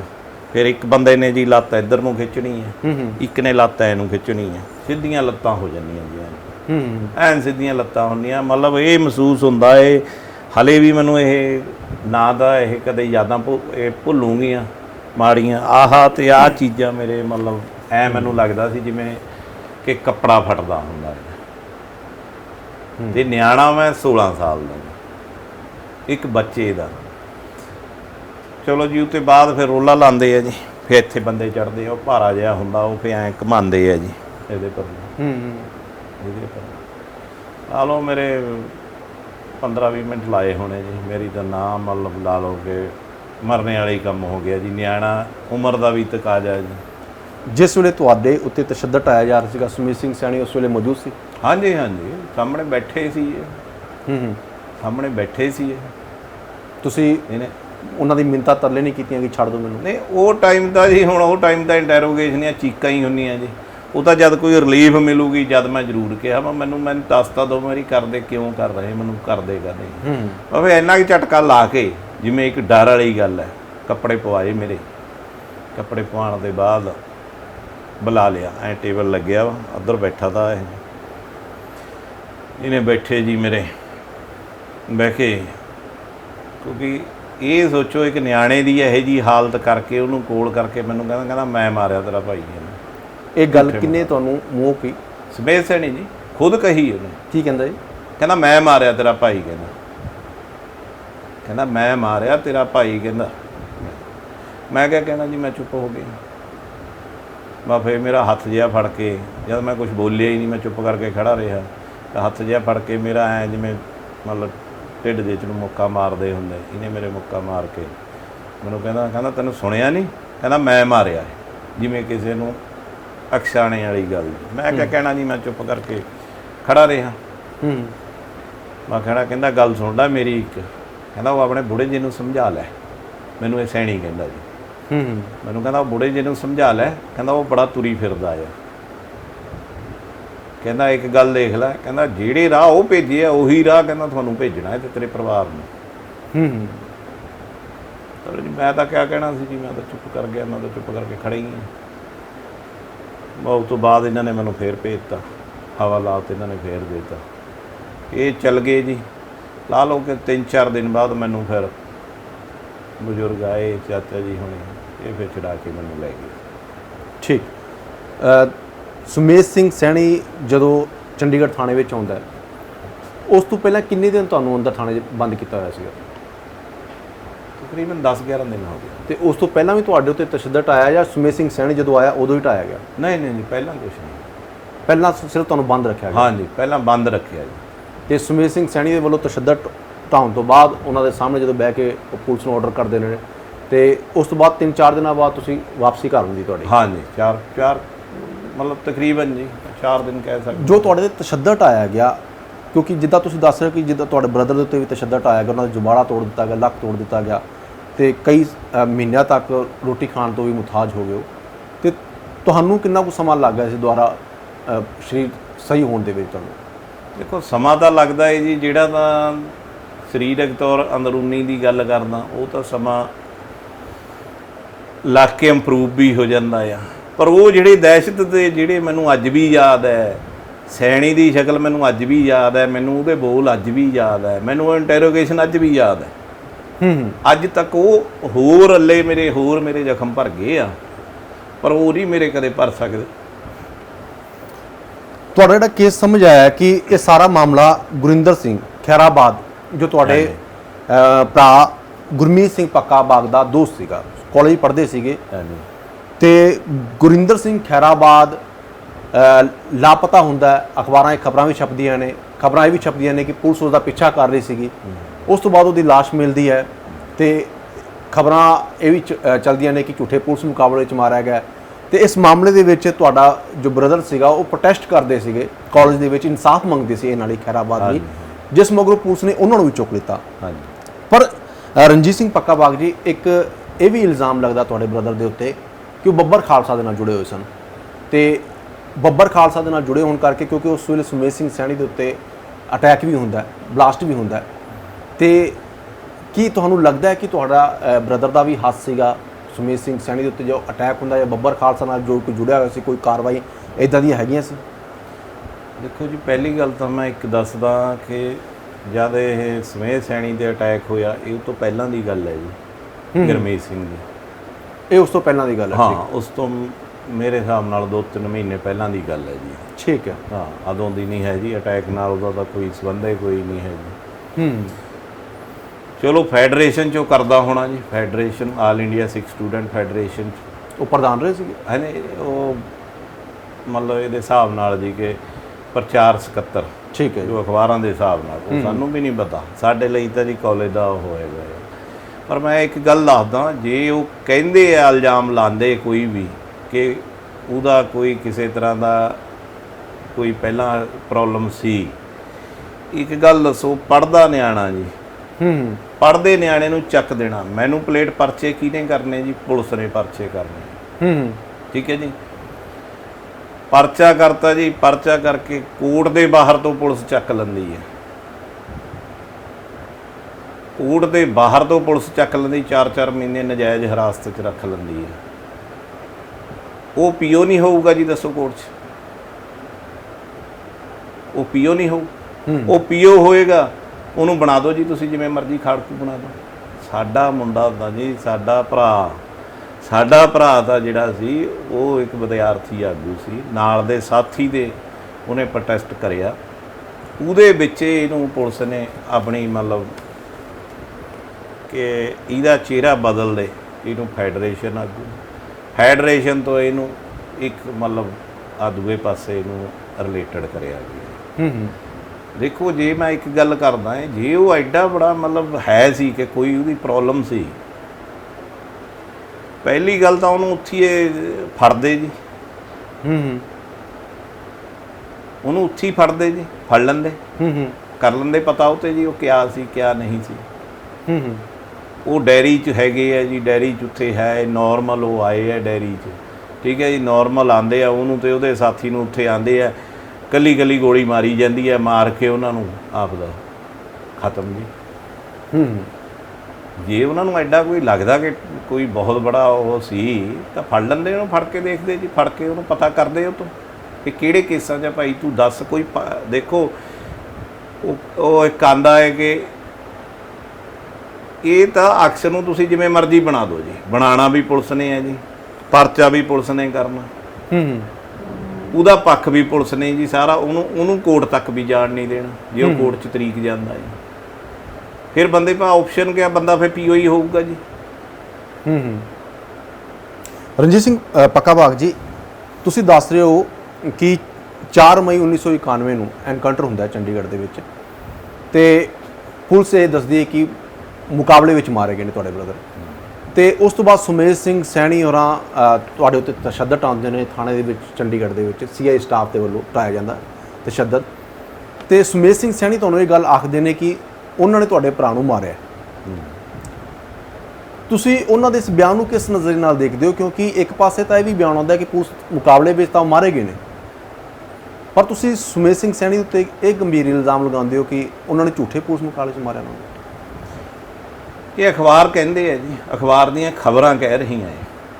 ਤੁਸੀਂ ਇੱਥੇ ਤੋਂ ਹੀ ਲਾਓ, ਮੁਕਾਬਲਾ ਕਿਹਨੂੰ ਕਿਹਾ ਜਾਂਦਾ ਜੀ? ਹੁਣ 84 ਦੇ ਇੱਕ ਤਾਂ ਦੰਗੇ ਕਹੇ ਜਾਂਦੇ ਆ, ਇੱਕ ਨਰਸੰਹਾਰ ਕਿਹਾ ਜਾਂਦਾ ਹੈ, ਨਸਲਕੁਸ਼ੀ ਕਹੀ ਜਾਂਦੀ ਹੈ। ਦੇਖੋ, ਦੰਗੇ ਤੇ ਨਸਲਕੁਸ਼ੀ 'ਚ ਕਿੰਨਾ ਫਰਕ ਹੈ।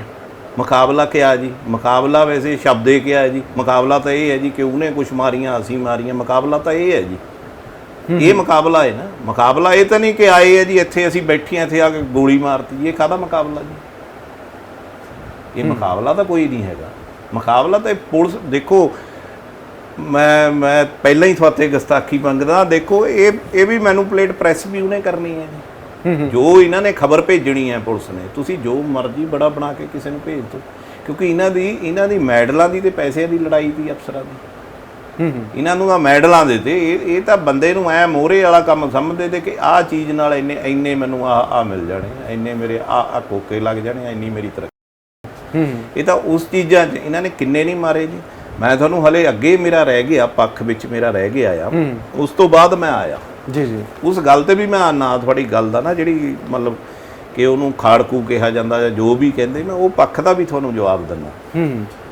ਉਸ ਤੋਂ ਬਾਅਦ ਜੀ ਮੈਨੂੰ ਅਸੀਂ ਆ ਕੇ ਥੋੜਾ ਟਾਈਮ ਤਾਂ ਹੁਣ ਤੁਹਾਨੂੰ ਪਤਾ ਜੀ ਸਰੀਰਕ ਤੌਰ ਤੇ ਵੀ ਹੋਣ ਨੂੰ ਨਿਆਣਾ ਆ, ਹੌਲੀ ਹੌਲੀ ਘਰ ਆ ਕੇ ਬਜ਼ੁਰਗ ਪੁੱਛਦੀ ਜਾਂ ਚਾਚੇ ਨੇ ਪੁੱਛਿਆ ਵੀ ਕਿਆ ਹੋਇਆ, ਮੈਂ ਕਿਹਾ ਜੀ ਐਂ ਕਿਹਾ ਉਹਨੇ ਤਾਂ।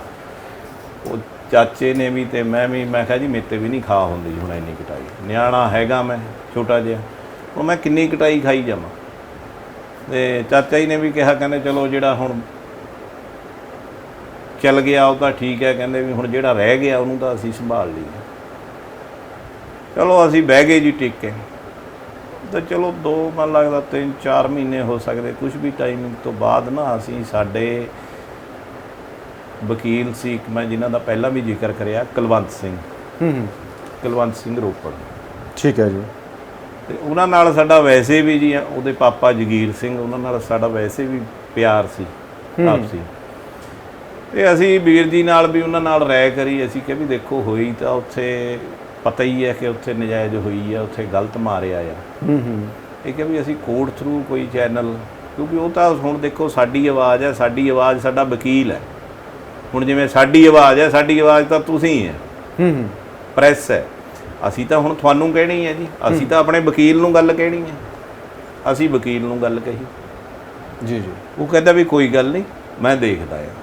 ਉਹਦੇ ਵਿੱਚ ਇਹ ਦੇਖਦੇ 1992 'ਚ ਜਿਹੜੀ ਗੱਲ ਮੈਨੂੰ ਸੈਣੀ ਨੇ ਜਦ ਚੱਕਿਆ ਸੀ, ਜਦ ਕਹੀ ਸੀ ਕਿ ਤੈਨੂੰ ਤੇ ਤੇਰੇ ਪਰਿਵਾਰ ਨੂੰ ਮਤਲਬ ਉਹੀ ਰਾਹ ਤੋਰ ਦੂੰ, ਉਹੀ ਗੱਲ ਪੁਲਿਸ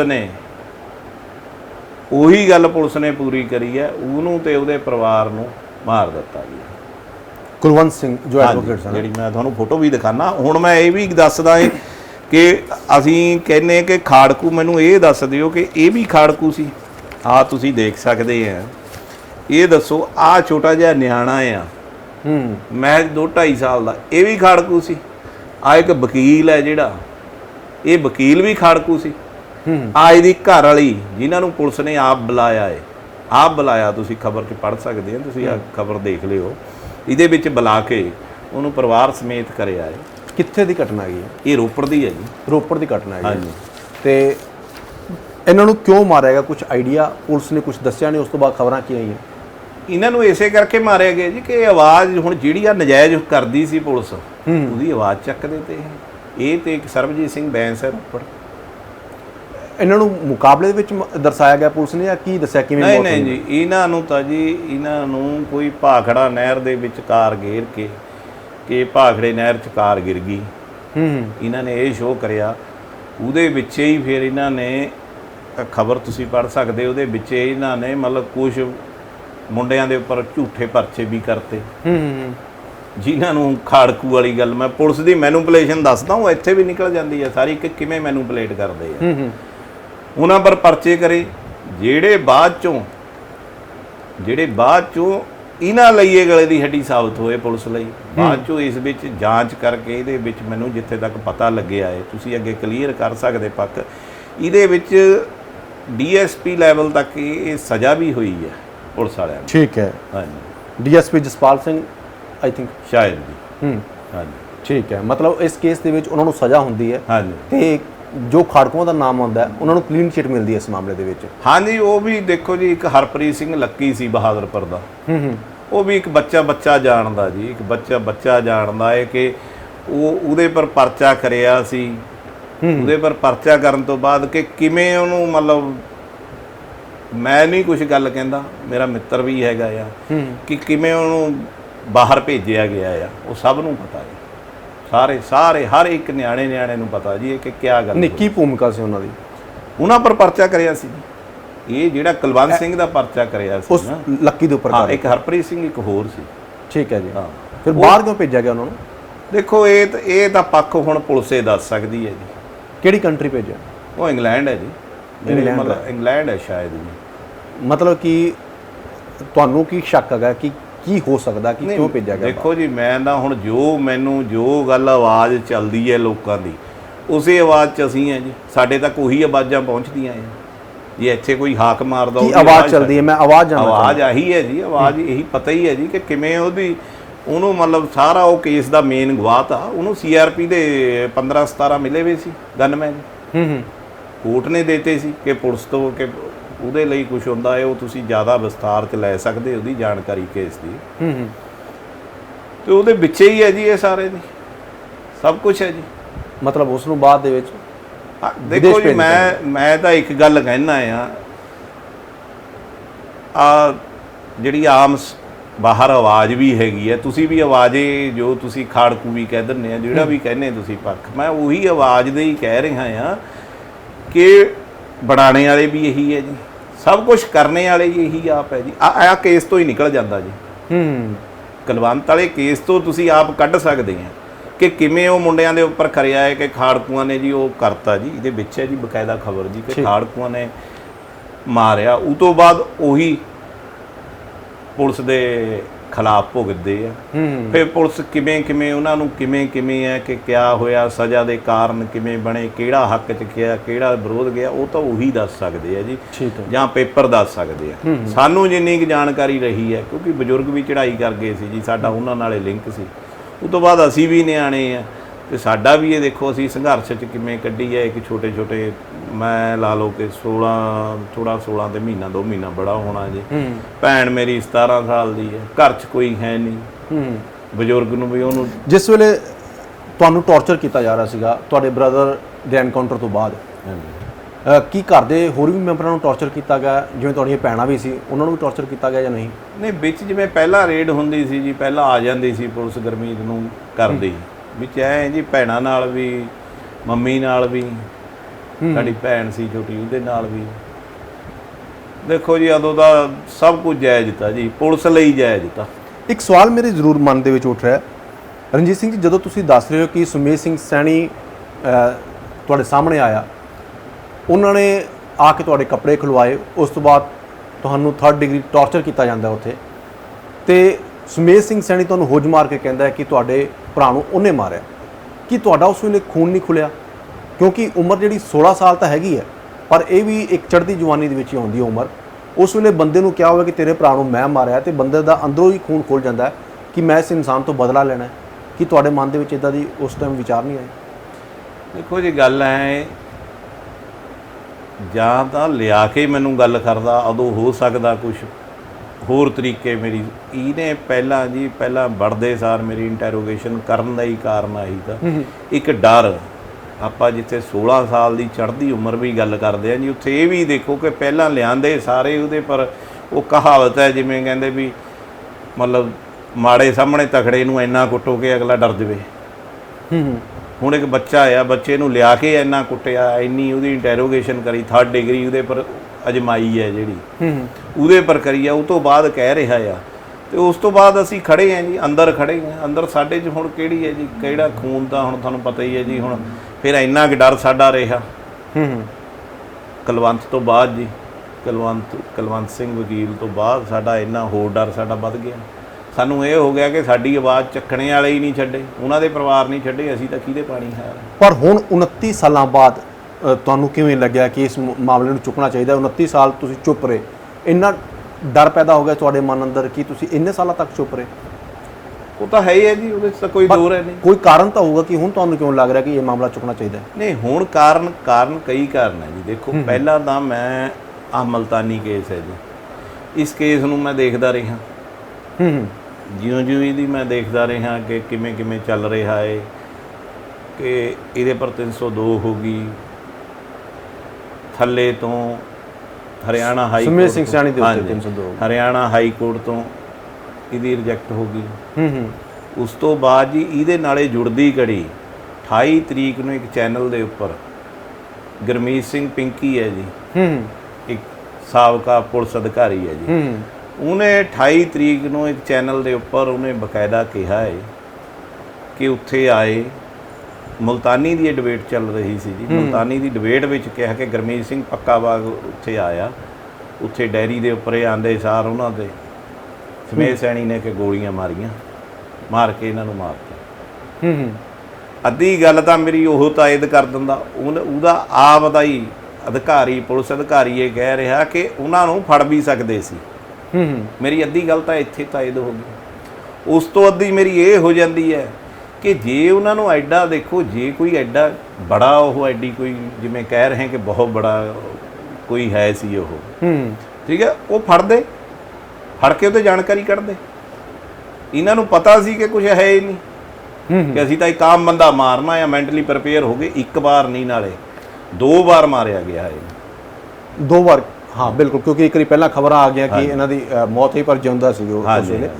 ਸੋ ਹੁਣ ਤੁਹਾਨੂੰ ਕੀ ਲੱਗ ਰਿਹਾ ਕਿ ਤੁਹਾਡੇ ਬ੍ਰਦਰ ਦੇ ਨਾਲ ਜੋ ਕੁਝ ਹੋਇਆ, ਉਹ ਕੀ ਲੱਗ ਰਿਹਾ ਤੁਹਾਨੂੰ, ਉਹਦੇ ਪਿੱਛੇ ਹੱਥ ਕਿਹਦਾ ਲੱਗ ਰਿਹਾ? ਦੇਖੋ ਜੀ, ਹੱਥ ਤਾਂ ਹੁਣ ਇਹ ਸੁਮੇਧ ਸੈਣੀ ਦਾ ਹੀ ਹੈ ਜੀ, ਇਹ ਤਾਂ ਕੋਈ ਦੋ ਰਾਏ ਨਹੀਂ ਹੈ ਜੀ। ਅਗਲੇ ਹੱਥ ਹੈ ਜੀ, ਉਹ ਹੱਥ ਹੁਣ ਇਹੀ ਦੱਸ ਸਕਦੇ ਆ ਜਿਨ੍ਹਾਂ ਨੇ ਮਾਰਿਆ ਜੀ। ਅਗਲੇ ਹੱਥਾਂ ਬਾਰੇ ਤਾਂ ਇਹੀ ਦੱਸ ਸਕਦੇ ਆ। ਤੁਹਾਨੂੰ ਲੱਗਦਾ ਹੈ ਕਿ ਉਹ ਜਿਹੜਾ ਮੁਕਾਬਲਾ ਸੀਗਾ, ਪੁਲਿਸ ਮੁਕਾਬਲਾ ਚੰਡੀਗੜ੍ਹ 45 ਸੈਕਟਰ ਦੇ ਵਿੱਚ, ਉਹ ਝੂਠਾ ਪੁਲਿਸ ਮੁਕਾਬਲਾ ਸੀਗਾ? ਨਹੀਂ, ਮੈਂ ਤਾਂ ਉਹਨੂੰ ਮੁਕਾਬਲਾ ਹੀ ਨਹੀਂ ਗਿਣਦਾ ਜੀ, ਮੈਂ ਤਾਂ ਕਤਲ ਗਿਣਦਾ ਜੀ। ਉਹ ਮਰਡਰ ਹੈ ਜੀ। ਮੁਕਾਬਲਾ ਤਾਂ ਮੈਂ ਫੇਰ ਉਹੀ ਗੱਲ ਕਹਿੰਦਾ, ਮੁਕਾਬਲਾ ਕਿਹਨੂੰ ਹੈ? ਮੁਕਾਬਲਾ ਅਸੀਂ ਜੇ ਹੁਣ ਕੁਸ਼ਤੀ ਦੇ ਮੁਕਾਬਲੇ ਅਸੀਂ ਕਹਿੰਦੇ 2 ਘੁਲਦੇ ਆ, ਘੁਲਦੇ 'ਚ ਇੱਕ ਦੂਜੇ ਨੂੰ ਢਾ ਲੈਂਦੇ ਆ। ਇੱਥੇ ਤਾਂ ਘੁਲਣੇ ਵਾਲਾ ਕੰਮ ਹੀ ਨਹੀਂ ਜੀ। ਮੁਕਾਬਲਾ ਤਾਂ ਇਹ ਹੈ ਨਾ ਕਿ ਉਹਨਾਂ ਨੇ ਜੀ ਹੁਣ ਇੱਥੇ ਸੁਣਦੇ ਆ ਜੀ ਕਿ ਉੱਧਰ ਗੋਲੀਆਂ ਚੱਲੀਆਂ ਜੀ, ਉੱਧਰ ਗੋਲੀਆਂ ਚੱਲੀਆਂ ਜੀ, ਮੁਕਾਬਲਾ ਹੋ ਗਿਆ ਜੀ। ਉੱਥੇ ਵਿੱਚੇ ਜੀ ਦੋਹਾਂ ਦੇ ਉਹ ਫਲਾਣਾ ਮਰ ਗਿਆ ਜੀ, ਫਲਾਣਾ ਐ ਹੋ ਗਿਆ, ਉਹ ਹੁੰਦਾ ਜੀ ਮੁਕਾਬਲਾ। ਇਹ ਤਾਂ ਮਰਡਰ ਹੈ ਜੀ, ਸਿੱਧਾ ਕਤਲ ਹੈ ਜੀ। ਇਹ ਤਾਂ ਮਰਡਰ ਹੈ, ਕਤਲ ਹੈ, ਤੁਸੀਂ ਇਹ ਗੱਲ ਆਖ ਰਹੇ ਹੋ। ਦੂਜੇ ਪਾਸੇ ਡੀਜੀਪੀ ਸੁਮੇਧ ਸਿੰਘ ਸੈਣੀ, ਉਹਨਾਂ ਨੂੰ ਪਿਛਲੀ ਅਕਾਲੀ ਭਾਜਪਾ ਸਰਕਾਰ ਨੇ ਡੀਜੀਪੀ ਲਾਇਆ ਸੀਗਾ ਪੰਜਾਬ ਦੇ ਵਿੱਚ, ਤੇ ਤੁਸੀਂ ਅਕਾਲੀ ਪਾਰਟੀ ਦੇ ਨਾਲ ਜੁੜੇ ਹੋ। ਸਾਨੂੰ ਪਤਾ ਲੱਗਾ ਯੂਥ ਕਾਂਗਰਸ ਦੇ ਐਕਸ ਪ੍ਰੈਜ਼ੀਡੈਂਟ ਰਹੇ ਹੋ ਰੋਪੜ ਤੋਂ ਤੁਸੀਂ, ਯੂਥ ਅਕਾਲੀ ਦਲ ਦੇ ਯੂਥ ਅਕਾਲੀ ਦਲ ਦੇ ਤੁਸੀਂ ਉੱਥੇ ਐਕਸ ਪ੍ਰੈਜ਼ੀਡੈਂਟ ਰਹੇ ਹੋ, ਤੇ ਹਾਲੇ ਵੀ ਤੁਸੀਂ ਅਕਾਲੀ ਦਲ ਨਾਲ ਜੁੜੇ ਹੋਏ ਹੋ, ਤੇ ਤੁਸੀਂ ਉਸ ਪਾਰਟੀ ਦੇ ਨਾਲ ਜੁੜੇ ਹੋਏ ਹੋ ਜਿਹੜਾ ਸੁਮੇਧ ਸਿੰਘ ਸੈਣੀ ਨੂੰ ਚੰਗੇ ਅਹੁਦੇ ਦੇ ਕੇ ਨਿਵਾਜ ਰਿਹਾ। ਤੁਹਾਨੂੰ ਨਹੀਂ ਲੱਗ ਰਿਹਾ ਕਿ ਤੁਸੀਂ ਗਲਤ ਪਾਰਟੀ ਨਾਲ ਜੁੜੇ ਹੋਏ ਸੀ? ਫਿਰ ਤੁਹਾਨੂੰ ਉਸ ਵੇਲੇ ਤੁਸੀਂ ਰੋਸ ਜ਼ਾਹਰ ਕਿਉਂ ਨਹੀਂ ਕੀਤਾ ਜਦੋਂ ਤੁਹਾਡੀ ਆਪਣੀ ਸਰਕਾਰ ਸੀ? ਦੇਖੋ ਜੀ, ਮੈਂ ਤੁਹਾਨੂੰ ਆਪਣਾ ਨਾ ਪਾਰਟੀ ਨਾਲ ਜੁੜਨ ਦੀ ਗੱਲ ਕਰਦਾ ਹਾਂ। ਸਾਡਾ ਨਾ ਇੱਕ ਪੁਰਾਣਾ ਜਿਹੜਾ, ਮੈਂ ਤੁਹਾਨੂੰ ਵਜ੍ਹਾ ਦੱਸਦਾ, ਸਾਨੂੰ ਪੁਲਿਸ ਤੰਗ ਕਰਨ ਦੀ ਵਜ੍ਹਾ ਕੀ ਹੈ। ਤੁਸੀਂ ਕਿਤੇ ਸਬੱਬ ਨਾਲ ਸਾਡੇ ਘਰ ਆਓ, ਸਾਡਾ ਘਰ ਥਾਣਾ ਸਿਟੀ ਰੋਪੜ ਦੇ ਨਾਲ ਆ। ਸਾਡੇ ਤਾਂ ਇਹ ਹੈ ਜੀ ਕਿ ਤੁਰ ਕੇ ਜਦੇ ਆ ਗਏ। ਸਾਡਾ ਇੱਥੇ ਤੱਕ ਨਹੀਂ ਰਿਹਾ ਹਾਲੇ, ਕਿ ਇੱਥੇ ਤੱਕ ਸਾਡਾ ਰਿਹਾ। ਸਾਡੇ ਤਾਂ ਬਾਅਦ ਚੋਂ ਵੀ ਜੀ ਬੜਾ, ਕਦੇ ਪੁਲਿਸ ਆ ਜਾਣੀ, ਕਦੇ ਫੇਰ ਆ ਜਾਣੀ, ਫੇਰ ਤੁਰੇ ਹੀ ਰਹਿੰਦੇ ਤੇ ਉੱਥੇ। ਅਸੀਂ ਇੰਨੇ ਕੱਕੇ ਜੀ। ਉਹਦੇ ਬਾਅਦ ਮਤਲਬ ਮੈਂ ਸਿੱਖ ਸਟੂਡੈਂਟ ਫੈਡਰੇਸ਼ਨ ਦੀ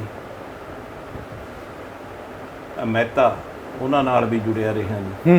ਉਹਨਾਂ ਨਾਲ ਰਹੇ ਆ। ਉਸ ਤੋਂ ਬਾਅਦ ਉਸੇ ਸਿਲਸਿਲੇ 'ਚ ਇਹ ਮਹਿਤੇ ਹੋਣੀ ਅੱਗੇ ਆਏ ਆ। ਫਿਰ ਇਹ ਅਕਾਲੀ ਦਲ ਨਾਲ, ਅਸੀਂ ਵੀ ਅੱਗੇ ਅਕਾਲੀ ਦਲ ਨਾਲ ਅੱਗੇ ਜੁੜੇ ਆ ਜੀ।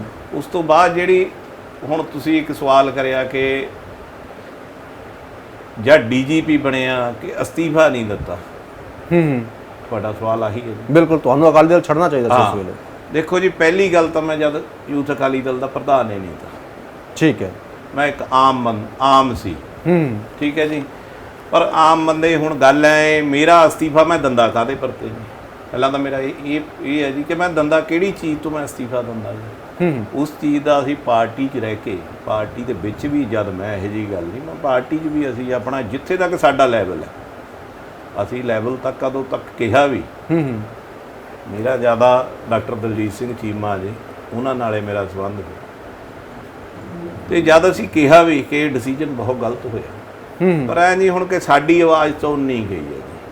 ਉਹ ਤੋਂ ਬਾਅਦ ਜੇ ਅਸੀਂ ਯੂਥ ਅਕਾਲੀ ਦਲ ਦੇ ਇੱਕ ਪ੍ਰਧਾਨ ਦੀ ਗੱਲ ਕਰਦੇ ਹਾਂ, ਜੇ ਅਸਤੀਫੇ ਦੀ ਵੀ ਮੰਨ ਲਓ, ਉਦੋਂ ਪ੍ਰਧਾਨ ਹੁੰਦੇ ਵੀ ਅਸਤੀਫਾ, ਸਾਡੇ ਅਸਤੀਫੇ ਨੂੰ ਕਿਹੜਾ ਪੁੱਛਦਾ ਜੀ? ਕਿਹਨੇ ਪੁੱਛਣਾ ਸੀ? ਸਾਡਾ ਅਸਤੀਫਾ ਕਿਹੜਾ ਜੀ? ਮੈਂ ਦੇ ਦਿੰਦਾ, ਮੈਂ ਡੀਜੀਪੀ ਹਟ ਜਾਂਦਾ। ਹੁਣ ਵੀ ਜੁੜੇ ਹੋਏ ਤੁਸੀਂ ਅਕਾਲੀ ਦਲ ਨਾਲ? ਹੁਣ ਵੀ ਜੁੜੇ ਹੋਏ ਅਕਾਲੀ ਦਲ? ਹੁਣ ਠੀਕ ਹੈ ਜੀ, ਕਿ ਮਤਲਬ ਇਹ ਵੀ ਨਹੀਂ ਕਿ ਮੈਂ ਵਿਰੋਧਤਾ 'ਚ, ਮੈਂ ਆਪਣੀ ਆਹ ਲੜਾਈ ਲੜ ਰਿਹਾ। ਦੇਖੋ, ਜਿਹੜਾ ਮੇਰਾ ਇਹ ਲੜਾਈ ਸਾਥ ਦਊਗਾ, ਜਿਹੜਾ, ਮੈਂ ਇਹੋ ਜਿਹੀ ਗੱਲ ਨਹੀਂ ਜੀ। ਮੈਂ ਆ ਤੁਸੀਂ ਚਿੱਠੀ ਦੇਖ ਸਕਦੇ ਆ, ਮੈਂ ਆਪਣੇ ਪ੍ਰਧਾਨ ਸਰਦਾਰ ਸੁਖਬੀਰ ਸਿੰਘ ਬਾਦਲ ਜੀ ਨੂੰ ਤੇ ਡਾਕਟਰ ਦਲਜੀਤ ਸਿੰਘ ਚੀਮਾ ਜੀ ਨੂੰ, ਉਹਨਾਂ ਦੇ ਘਰੇ ਮੈਂ ਜਾ ਕੇ ਦੇਖ ਕੇ ਆਇਆ। ਮੈਂ ਤੇ ਅਸੀਂ ਪਰਿਵਾਰ ਵੱਲੋਂ ਦਈ ਹੈ। ਆ ਤੁਸੀਂ ਚਿੱਠੀ ਦੇਖ ਵੀ ਸਕਦੇ ਹੋ। ਠੀਕ ਹੈ ਜੀ। ਆ ਡਾਕਟਰ ਦਲਜੀਤ ਸਿੰਘ ਚੀਮਾ ਜੀ ਨੂੰ ਦਈ ਹੈ। ਇਹਨਾਂ ਨੂੰ ਮੈਂ ਚਿੱਠੀ ਦਈ ਹੈ। ਮੈਂ ਬਕਾਇਦਾ ਇਹਦੇ 'ਚ ਕਿਹਾ ਹੈ ਕਿ ਮੈਂ ਕਰਕੇ ਪ੍ਰਧਾਨ ਹੈ ਜੀ, ਤੇ ਸਾਬਕਾ ਪ੍ਰਧਾਨ, ਉਹਨਾਂ ਨੂੰ ਪਤਾ ਹੀ ਹੈ ਜੀ ਕਿ ਮੇਰੀ ਇਹਦੇ ਵਿੱਚ ਜਿਵੇਂ ਵੀ ਤੁਸੀਂ ਕਰ ਸਕਦੇ ਹੋ, CM ਸਾਹਿਬ ਦੇ, PM ਸਾਹਿਬ ਦੇ, ਮੋਦੀ ਸਾਹਿਬ ਦੇ ਮੈਂ ਦਈ ਹੈ, ਉੱਥੇ ਮੇਰੀ ਕਿਸੇ ਤਰੀਕੇ ਜਾਂਚ ਕਰਾ ਦਿਓ। ਹੁਣ ਤੁਸੀਂ ਇਹ ਚਿੱਠੀ ਕਿੱਥੇ ਕਿੱਥੇ ਭੇਜੋਗੇ? ਇੱਕ ਤਾਂ ਪ੍ਰਧਾਨ ਮੰਤਰੀ ਸਾਹਿਬ ਨੂੰ ਭੇਜ ਚੁੱਕੇ ਹੋ, ਚੀਫ ਜਸਟਿਸ ਮੈਂ ਸਾਹਿਬ ਜੀ ਨੂੰ ਭੇਜੇ? ਹਾਂਜੀ ਪ੍ਰਧਾਨ ਮੰਤਰੀ ਸਾਹਿਬ ਨੂੰ ਦੇ ਚੁੱਕਿਆ ਜੀ, ਚੀਫ ਜਸਟਿਸ ਸੁਪਰੀਮ ਕੋਰਟ ਉਹਨਾਂ ਨੂੰ ਦੇ ਚੁੱਕੇ ਹਾਂ ਜੀ, ਤੇ ਹਿਊਮਨ ਰਾਈਟਸ ਜੀ ਜੀ ਇੰਡੀਆ ਜੀ ਉਹਨਾਂ ਨੂੰ ਦੇ ਚੁੱਕੇ ਹਾਂ ਜੀ, ਤੇ ਉਸ ਤੋਂ ਬਾਅਦ ਜੀ ਸੀਐਮ ਸਾਹਿਬ ਨੂੰ ਪੰਜਾਬ ਨੂੰ, ਠੀਕ ਹੈ ਜੀ। ਤੇ chief justice Punjab and Haryana high court ਜੀ, ਠੀਕ ਹੈ ਜੀ। Human rights Punjab, DGP Punjab ਜੀ, ਮੁੱਖ ਸਕੱਤਰ ਪੰਜਾਬ ਜੀ, ਪ੍ਰਬੰਧਕ ਚੰਡੀਗੜ੍ਹ ਜੀ, ਐਸਐਸਪੀ ਚੰਡੀਗੜ੍ਹ। ਤੁਸੀਂ ਗੱਲ ਆਖ ਰਹੇ ਹੋ ਕਿ ਮੁਲਤਾਨੀ ਕੇਸ ਤੋਂ ਬਾਅਦ ਜਿਸ ਹਿਸਾਬ ਨਾਲ ਸੁਮੇਧ ਸਿੰਘ ਸੈਣੀ ਦੇ ਉੱਤੇ ਘੇਰਾਬੰਦੀ ਹੋਈ ਹੈ ਕਾਨੂੰਨੀ, ਤੇ ਸੁਮੇਧ ਸਿੰਘ ਸੈਣੀ ਭੱਜਿਆ ਫਿਰਦਾ ਹੈ, ਉਸ ਨੂੰ ਤੁਹਾਨੂੰ ਬਲ ਦਿੱਤਾ ਹੈ, ਇਸ ਕਰਕੇ ਤੁਸੀਂ ਇਹ ਮਾਮਲਾ ਹੁਣ ਚੁੱਕ ਰਹੇ ਹੋ, ਤੇ ਤੁਹਾਨੂੰ ਕੀ ਉਮੀਦ ਨਜ਼ਰ ਆ ਰਹੀ ਹੈ? ਆਸ ਦੀ ਕੀ ਕਿਰਨ ਨਜ਼ਰ ਆ ਰਹੀ ਤੁਹਾਨੂੰ ਅੱਗੇ? ਕੌਣ ਤੁਹਾਡਾ ਸਾਥ ਦੇਗਾ? ਦੇਖੋ ਜੀ ਗੱਲ ਹੈ, ਲੜਾਈ ਤਾਂ ਆਪਣੇ ਪੈਰਾਂ ਨਾਲੇ ਲੜਨੀ ਪੈਣੀ ਹੈ। ਠੀਕ ਹੈ ਜੀ। ਸਾਥ ਦੀ ਜਿਹੜੀ ਕਿਰਨ ਦੀ ਗੱਲ ਹੈ, ਮੇਰੀ ਕਿਰਨ ਦੀ ਇੱਕ ਹੈ ਕਿ ਮੈਨੂੰ ਜੇ ਆਸ ਦੀ ਕਿਰਨ ਦਿਖੀ ਹੈ, ਅੱਜ ਜੇ ਮੈਨੂੰ ਦੇਖੋ 30 ਸਾਲ ਉਹ ਵਕਫੇ ਵੀ ਹੈ ਮੇਰੇ, 29-30 ਸਾਲ ਦਾ ਵਕਫਾ ਜਿਹੜਾ ਮੇਰਾ ਡਰ।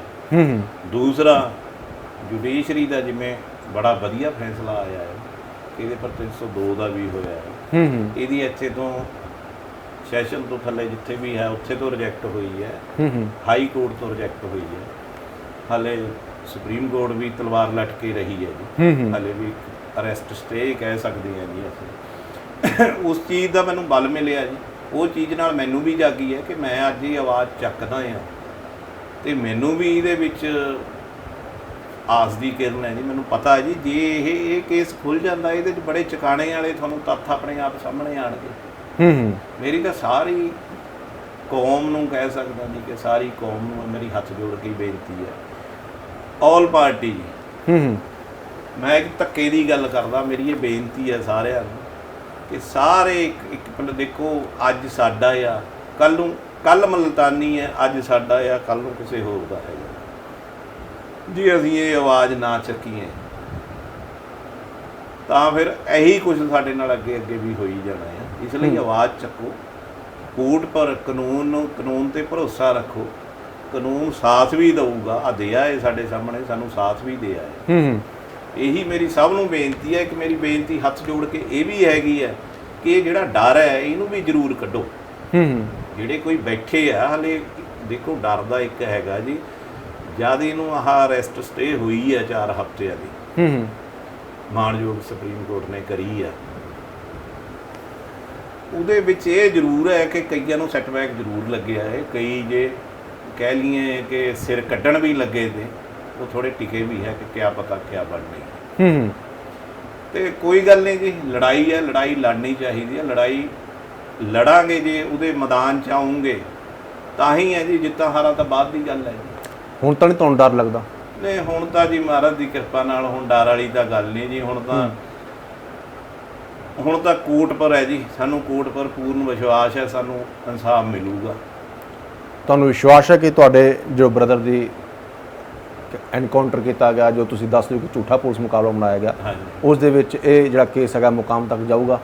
ਹਾਂਜੀ, ਸਾਡੇ ਭਰਾ ਦਾ ਜਿਹੜਾ ਕਤਲ ਕੀਤਾ ਗਿਆ ਹੈ, ਉਹ ਜਿਹੜੇ ਕਾਤਲ ਹੈ ਉਹ ਤੁਹਾਡੇ ਸਾਹਮਣੇ, ਜਿਹੜੇ ਅੱਜ ਵੀ ਕਾਤਲ ਭੱਜੇ ਵੀ ਹੈ, ਕੋਈ ਗੱਲ ਨਹੀਂ ਜੀ, ਕਾਤਲ ਸਾਡੇ ਕੇਸ 'ਚ ਵੀ ਇਹਨਾਂ ਦੀ ਇਹੀ ਹੋਊਗੀ, ਇਹੋ ਜਿਹੀ ਗੱਲ ਨਹੀਂ। ਮੈਨੂੰ ਮਹਾਰਾਜ 'ਤੇ ਵੀ ਤੇ ਕਾਨੂੰਨ 'ਤੇ ਵੀ ਜ਼ਰੂਰ ਭਰੋਸਾ ਹੈਗਾ। ਠੀਕ ਹੈ। ਸੋ ਰਣਜੀਤ ਸਿੰਘ ਪੱਕਾਬਾਗ ਜੀ, ਮੈਂ ਤੁਹਾਡੇ ਤੋਂ ਅਖੀਰ ਦੇ ਵਿੱਚ ਇਹ ਵੀ ਜਾਣਨਾ ਚਾਹੁੰਦਾ ਕਿ ਗੁਰਮੀਤ ਸਿੰਘ ਪੱਕਾਬਾਗ ਜੋ ਤੁਹਾਡੇ ਬ੍ਰਦਰ ਸੀ, ਉਸ ਮਾਮਲੇ ਦੇ ਵਿੱਚ ਤੇ ਤੁਹਾਡੇ ਵਾਲੇ ਕੇਸ ਦੇ ਵਿੱਚ, ਜਿਵੇਂ ਤੁਸੀਂ ਦੱਸ ਰਹੇ ਹੋ ਕਿ ਤੁਹਾਨੂੰ ਵੀ ਟੌਰਚਰ ਕੀਤਾ ਗਿਆ, ਕੋਈ ਤੱਥ ਰਹਿ ਗਿਆ ਜਿਹੜਾ ਤੁਸੀਂ ਦੱਸਣਾ ਚਾਹੁੰਦੇ ਹੋ, ਕੋਈ ਗੱਲ ਹੋਰ ਖਾਸ? ਦੇਖੋ ਜੀ, ਤੱਥ ਤਾਂ ਐ ਕਈ ਤੱਥ ਕੋਰਟ ਦੇ ਆ, ਉਹ ਅਸੀਂ ਕੋਰਟ, ਕੋਈ ਅਜਿਹੀ ਗੱਲ ਜਿਹੜੀ ਤੁਹਾਨੂੰ ਲੱਗਦਾ ਹੈ ਕਿ ਹਾਲੇ ਆਪਣੀ ਨਹੀਂ ਹੋ ਸਕੀ, ਜੋ ਤੁਸੀਂ ਦੱਸਣਾ ਚਾਹੁੰਦੇ ਹੋ? ਨਹੀਂ, ਹੋਰ ਜਿਹੜੇ ਵੀ ਪੱਖ ਹੈ ਜੀ, ਸਾਡੇ ਮਜ਼ਬੂਤ ਪੱਖ ਹੈ, ਸਾਰੇ ਜਿੰਨੇ ਪੱਖ ਹੈ ਸਾਡੇ ਬੜੇ ਮਜ਼ਬੂਤ ਹੈ। ਪਰ ਮੈਂ ਤੁਹਾਡੇ ਚੈਨਲ ਰਾਹੀਂ ਸਾਰਿਆਂ ਨੂੰ ਇੱਕੇ ਹੱਥ ਜੋੜ ਕੇ ਬੇਨਤੀ ਕਰਦਾ, ਮੇਰੀ ਇਹੀ ਬੇਨਤੀ ਹੈ ਕਿ ਅਕਾਲੀ ਦਲ ਨਾਲ ਜਿਹੜੇ ਜੁੜਨ ਦੀ ਗੱਲ ਹੈ ਨਾ, ਮੈਂ ਪਿੱਛੇ ਵੀ ਕੋਈ ਇੰਟਰਵਿਊ 'ਚ ਕਮੈਂਟ ਦੇਖਦਾ ਸੀ, ਦੇਖੋ ਇਹ ਸਾਨੂੰ ਪਤਾ ਸਾਡੀਆਂ ਸਥਿਤੀਆਂ ਕਿਆ ਤੀਆਂ, ਠੀਕ ਹੈ ਜੀ। ਤੇ ਸਾਨੂੰ ਪਤਾ ਸਾਡੀ ਸਥਿਤੀ ਕਿਆ ਸੀ, ਅਸੀਂ ਕਿਵੇਂ ਨਿੱਤ ਵਾਲਾ ਹੀ ਸਾਡਾ ਇਹੀ ਕੰਮ ਬਣਦਾ ਵਾ। ਅਸੀਂ ਲੱਗੇ ਹਾਂ।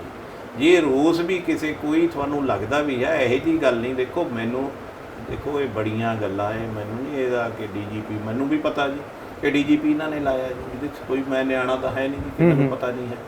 ਡੀਜੀਪੀ ਲਾਇਆ ਉਹ ਪੱਖ ਦਾ ਵੀ ਮੈਨੂੰ ਪਤਾ ਹੈ, ਪਰ ਜਿੱਥੇ ਤੱਕ ਮੈਂ ਹੁਣ ਜਾ ਕੇ ਮੈਂ ਆਪਣੇ ਇਹਦੀ ਗੱਲ ਕਰੀ ਹੈ, ਮੈਨੂੰ ਇਨਸਾਫ ਦੀ ਹੈ। ਮੈਂ ਡਾਕਟਰ ਦਲਜੀਤ ਸਿੰਘ ਚੀਮਾ ਜੀ ਕੋਲ ਜਾ ਕੇ ਆਇਆ, ਮੈਂ ਤੇ ਮੇਰੀ ਭੈਣ ਪਰਿਵਾਰ ਵੱਲੋਂ ਅਸੀਂ ਇਹਨਾਂ ਨੂੰ ਕਹਿ ਕੇ ਆਏ।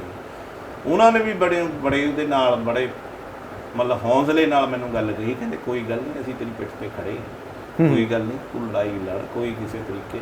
ਦੇਖੋ ਉਹ ਪੱਖ ਉਹਨਾਂ ਦੇ ਹੋਣਗੇ ਕਿ ਉਹ ਖੜੇ ਆ ਨਹੀਂ ਖੜੇ, ਉਹ ਉਹਨਾਂ ਦੇ ਪੱਖ ਹੈ ਜੀ। ਮਤਲਬ ਮੈਨੂੰ ਉਹਨਾਂ ਨੇ ਪੂਰਾ ਆਸ਼ਵਾਸਨ ਦਿੱਤਾ। ਠੀਕ ਹੈ ਜੀ। ਸੋ ਰਣਜੀਤ ਸਿੰਘ ਜੀ, ਉਮੀਦ ਕਰਦੇ ਹਾਂ ਕਿ ਤੁਹਾਡੇ ਪਰਿਵਾਰ ਨੂੰ ਛੇਤੀ ਇਨਸਾਫ ਮਿਲੂਗਾ ਇਸ ਮਾਮਲੇ ਦੇ ਵਿੱਚ, ਕਿਉਂਕਿ ਖੈਰ ਪੰਜਾਬ ਦੇ ਵਿੱਚ ਬਹੁਤ ਸਾਰੇ ਹੋਰ ਵੀ ਕੇਸ ਆਏ ਜਿਹੜੇ ਝੂਠੇ ਪੁਲਿਸ ਮੁਕਾਬਲਿਆਂ ਦੇ ਵਿੱਚ ਮਾਰੇ ਗਏ ਨੇ, ਤੇ ਇਸ ਕੇਸ ਦੇ ਵਿੱਚ ਜਿਸ ਹਿਸਾਬ ਨਾਲ ਤੁਸੀਂ ਦੱਸਿਆ ਹੈ ਕਿ ਤੁਹਾਡੇ ਬ੍ਰਦਰ ਦੀ ਥਾਂ ਤੇ ਕੋਈ ਹੋਰ ਬੰਦਾ ਮਾਰਿਆ ਗਿਆ, ਉਹ ਇੱਕ ਅਹਿਮ ਕੜੀ ਹੈ ਕਿ ਉਹ ਇਨਸਾਨ ਕੌਣ ਸੀਗਾ, ਇਸ ਦੀ ਵੀ ਜਾਂਚ ਹੋਣੀ ਬੜੀ ਲਾਜ਼ਮੀ ਹੈਗੀ ਹੈ। ਜਾਂਦੇ ਜਾਂਦੇ ਕੋਈ ਸਾਡੇ ਦਰਸ਼ਕਾਂ ਨੂੰ ਅਪੀਲ ਕਰਨਾ ਚਾਹੋਗੇ ਤੁਸੀਂ? ਹਾਂਜੀ, ਮੈਂ ਸਾਰੇ ਦਰਸ਼ਕਾਂ ਨੂੰ ਜੀ ਮੇਰੀ ਇਹੀ ਅਪੀਲ ਹੈ, ਤੇ ਜਿਹੜੇ ਪੀੜਤ ਵੀ ਹੋਰ ਵੀ ਬੈਠੇ ਆ, ਕਈ ਪੀੜਤ ਵੀ ਬੈਠੇ ਆ, ਮੈਂ ਉਹਨਾਂ ਨੂੰ ਵੀ ਜ਼ਰੂਰ ਦੱਸਦਾ ਹੈ ਕਿ ਲੋਕਾਂ ਦੀ ਆਵਾਜ਼ ਮੂਹਰੇ ਕੋਈ ਕੁਝ ਨਹੀਂ ਹੈ, ਕੋਈ ਸੈਣੀ ਨਹੀਂ, ਕੋਈ ਕੁਝ ਨਹੀਂ ਹੈ। ਲੋਕਾਂ ਦੇ ਮੂਹਰੇ ਕਾਨੂੰਨ ਮੂਹਰੇ ਕੁਝ ਨਹੀਂ ਹੈ। ਮੇਰੀ ਹੱਥ ਜੋੜ ਕੇ ਸਾਰਿਆਂ ਨੂੰ ਬੇਨਤੀ ਹੈ, ਜੇ ਕੋਈ ਹੈਗੀ ਹੈ ਤੁਸੀਂ ਜ਼ਰੂਰ ਆਪਣਾ ਜਿਹੜੀ ਇਸ ਲੜਾਈ ਹੈ ਜਿਹੜੀ ਇਹਦੇ ਵਿੱਚ ਜ਼ਰੂਰ ਸਾਥ ਦਿਓ। ਤੇ ਮੈਂ ਸਾਰੇ ਦਰਸ਼ਕਾਂ ਨੂੰ ਤੇ ਤੁਹਾਡੇ ਚੈਨਲ ਰਾਹੀਂ ਮੈਂ ਇੱਕ ਬੇਨਤੀ ਹੋਰ ਜ਼ਰੂਰ ਕਰਦਾ ਹੈ ਕਿ ਕੋਈ ਗੱਲ ਨਹੀਂ, ਮੈਂ ਤਾਂ ਹੁਣ ਲੜਾਈ 'ਚ ਕੁੱਦਿਆ ਹੈ, ਮੇਰਾ ਚਾਹੇ ਜਿਵੇਂ ਮਰਜੀ, ਹੁਣ ਇਹ ਪਿੱਛੇ ਹੋਣ ਦੀ ਤਾਂ ਗੱਲੇ ਕੋਈ ਨਹੀਂ, ਕਿਸੇ ਤਰ੍ਹਾਂ ਵੀ ਮੇਰੀ ਪਿੱਛੇ ਹੋਣ ਦੀ ਗੱਲ ਨਹੀਂ ਹੈਗੀ। ਮੈਨੂੰ ਹੁਣ ਵੀ ਪਤਾ ਲੱਗ ਜਾਊਗਾ, ਇਹੋ ਜਿਹੀ ਗੱਲ ਨਹੀਂ ਜੀ, ਕਿਹੜਾ ਮੇਰੇ ਨਾਲ ਖੜਦਾ ਇਹਦੇ 'ਚ, ਕਿਹੜਾ ਇਹ ਲੜਾਈ 'ਚ ਖੜਿਆ ਹੈ, ਕਿਹੜਾ ਨਹੀਂ ਖੜਿਆ। ਸਾਡੀ ਲੜਾਈ ਜਾਰੀ ਹੈ ਜੀ, ਤੇ ਜਾਰੀ ਰਹੂਗੀ। ਕਾਨੂੰਨ ਦੇ ਦਾਇਰੇ ਦੇ ਵਿੱਚ ਅਸੀਂ ਲੜਾਈ ਲੜਾਂਗੇ, ਤੇ ਮਹਾਰਾਜ ਦੀ ਕਿਰਪਾ ਨਾਲ ਤੁਹਾਡੇ ਸਾਰਿਆਂ ਦੇ ਆਸ਼ੀਰਵਾਦ ਨਾਲ ਅਸੀਂ ਜਿੱਤਾਂਗੇ ਵੀ ਜ਼ਰੂਰ। ਤੁਸੀਂ ਹਮਦਰ ਟੀਵੀ ਲਈ ਸਮਾਂ ਕੱਢਿਆ, ਤੁਹਾਡਾ ਬਹੁਤ ਬਹੁਤ ਧੰਨਵਾਦ ਜੀ। ਬਹੁਤ ਧੰਨਵਾਦ। ਵਾਹਿਗੁਰੂ ਜੀ ਕਾ ਖਾਲਸਾ, ਵਾਹਿਗੁਰੂ ਜੀ। ਸੋ ਇਹ ਸਨ ਰਣਜੀਤ ਸਿੰਘ ਪੱਕਾ ਬਾਗ, ਜਿਨ੍ਹਾਂ ਦੀ ਕਹਾਣੀ ਤੁਸੀਂ ਸੁਣੀ ਕਿ ਇਹਨਾਂ ਦੇ ਭਰਾ ਗੁਰਮੀਤ ਸਿੰਘ ਪੱਕਾ ਬਾਗ ਨੂੰ ਕਿਸ ਤਰ੍ਹਾਂ ਮੁਕਾਬਲੇ ਦੇ ਵਿੱਚ ਮਾਰਿਆ ਗਿਆ। ਇਹਨਾਂ ਦਾ ਕਹਿਣਾ ਹੈ ਕਿ ਉਹਨਾਂ ਦਾ ਕਤਲ ਕੀਤਾ ਗਿਆ ਸੀਗਾ। ਸੁਮੇਸ਼ ਸਿੰਘ ਸੈਣੀ ਦੇ ਉੱਤੇ ਇਹਨਾਂ ਨੇ ਗੰਭੀਰ ਇਲਜ਼ਾਮ ਲਾਏ ਨੇ ਕਿ ਉਹ ਜ਼ਿੰਮੇਵਾਰ ਨੇ, ਤੇ ਇਹਨਾਂ ਨੇ ਆਖਿਆ ਹੈ ਕਿ ਸੁਮੇਸ਼ ਸਿੰਘ ਸੈਣੀ ਨੇ ਉਹਨਾਂ ਨੂੰ ਵੀ ਟੌਰਚਰ ਕੀਤਾ, ਚੰਡੀਗੜ੍ਹ CI ਸਟਾਫ ਦੇ ਵੱਲੋਂ ਟੌਰਚਰ ਕੀਤਾ ਗਿਆ।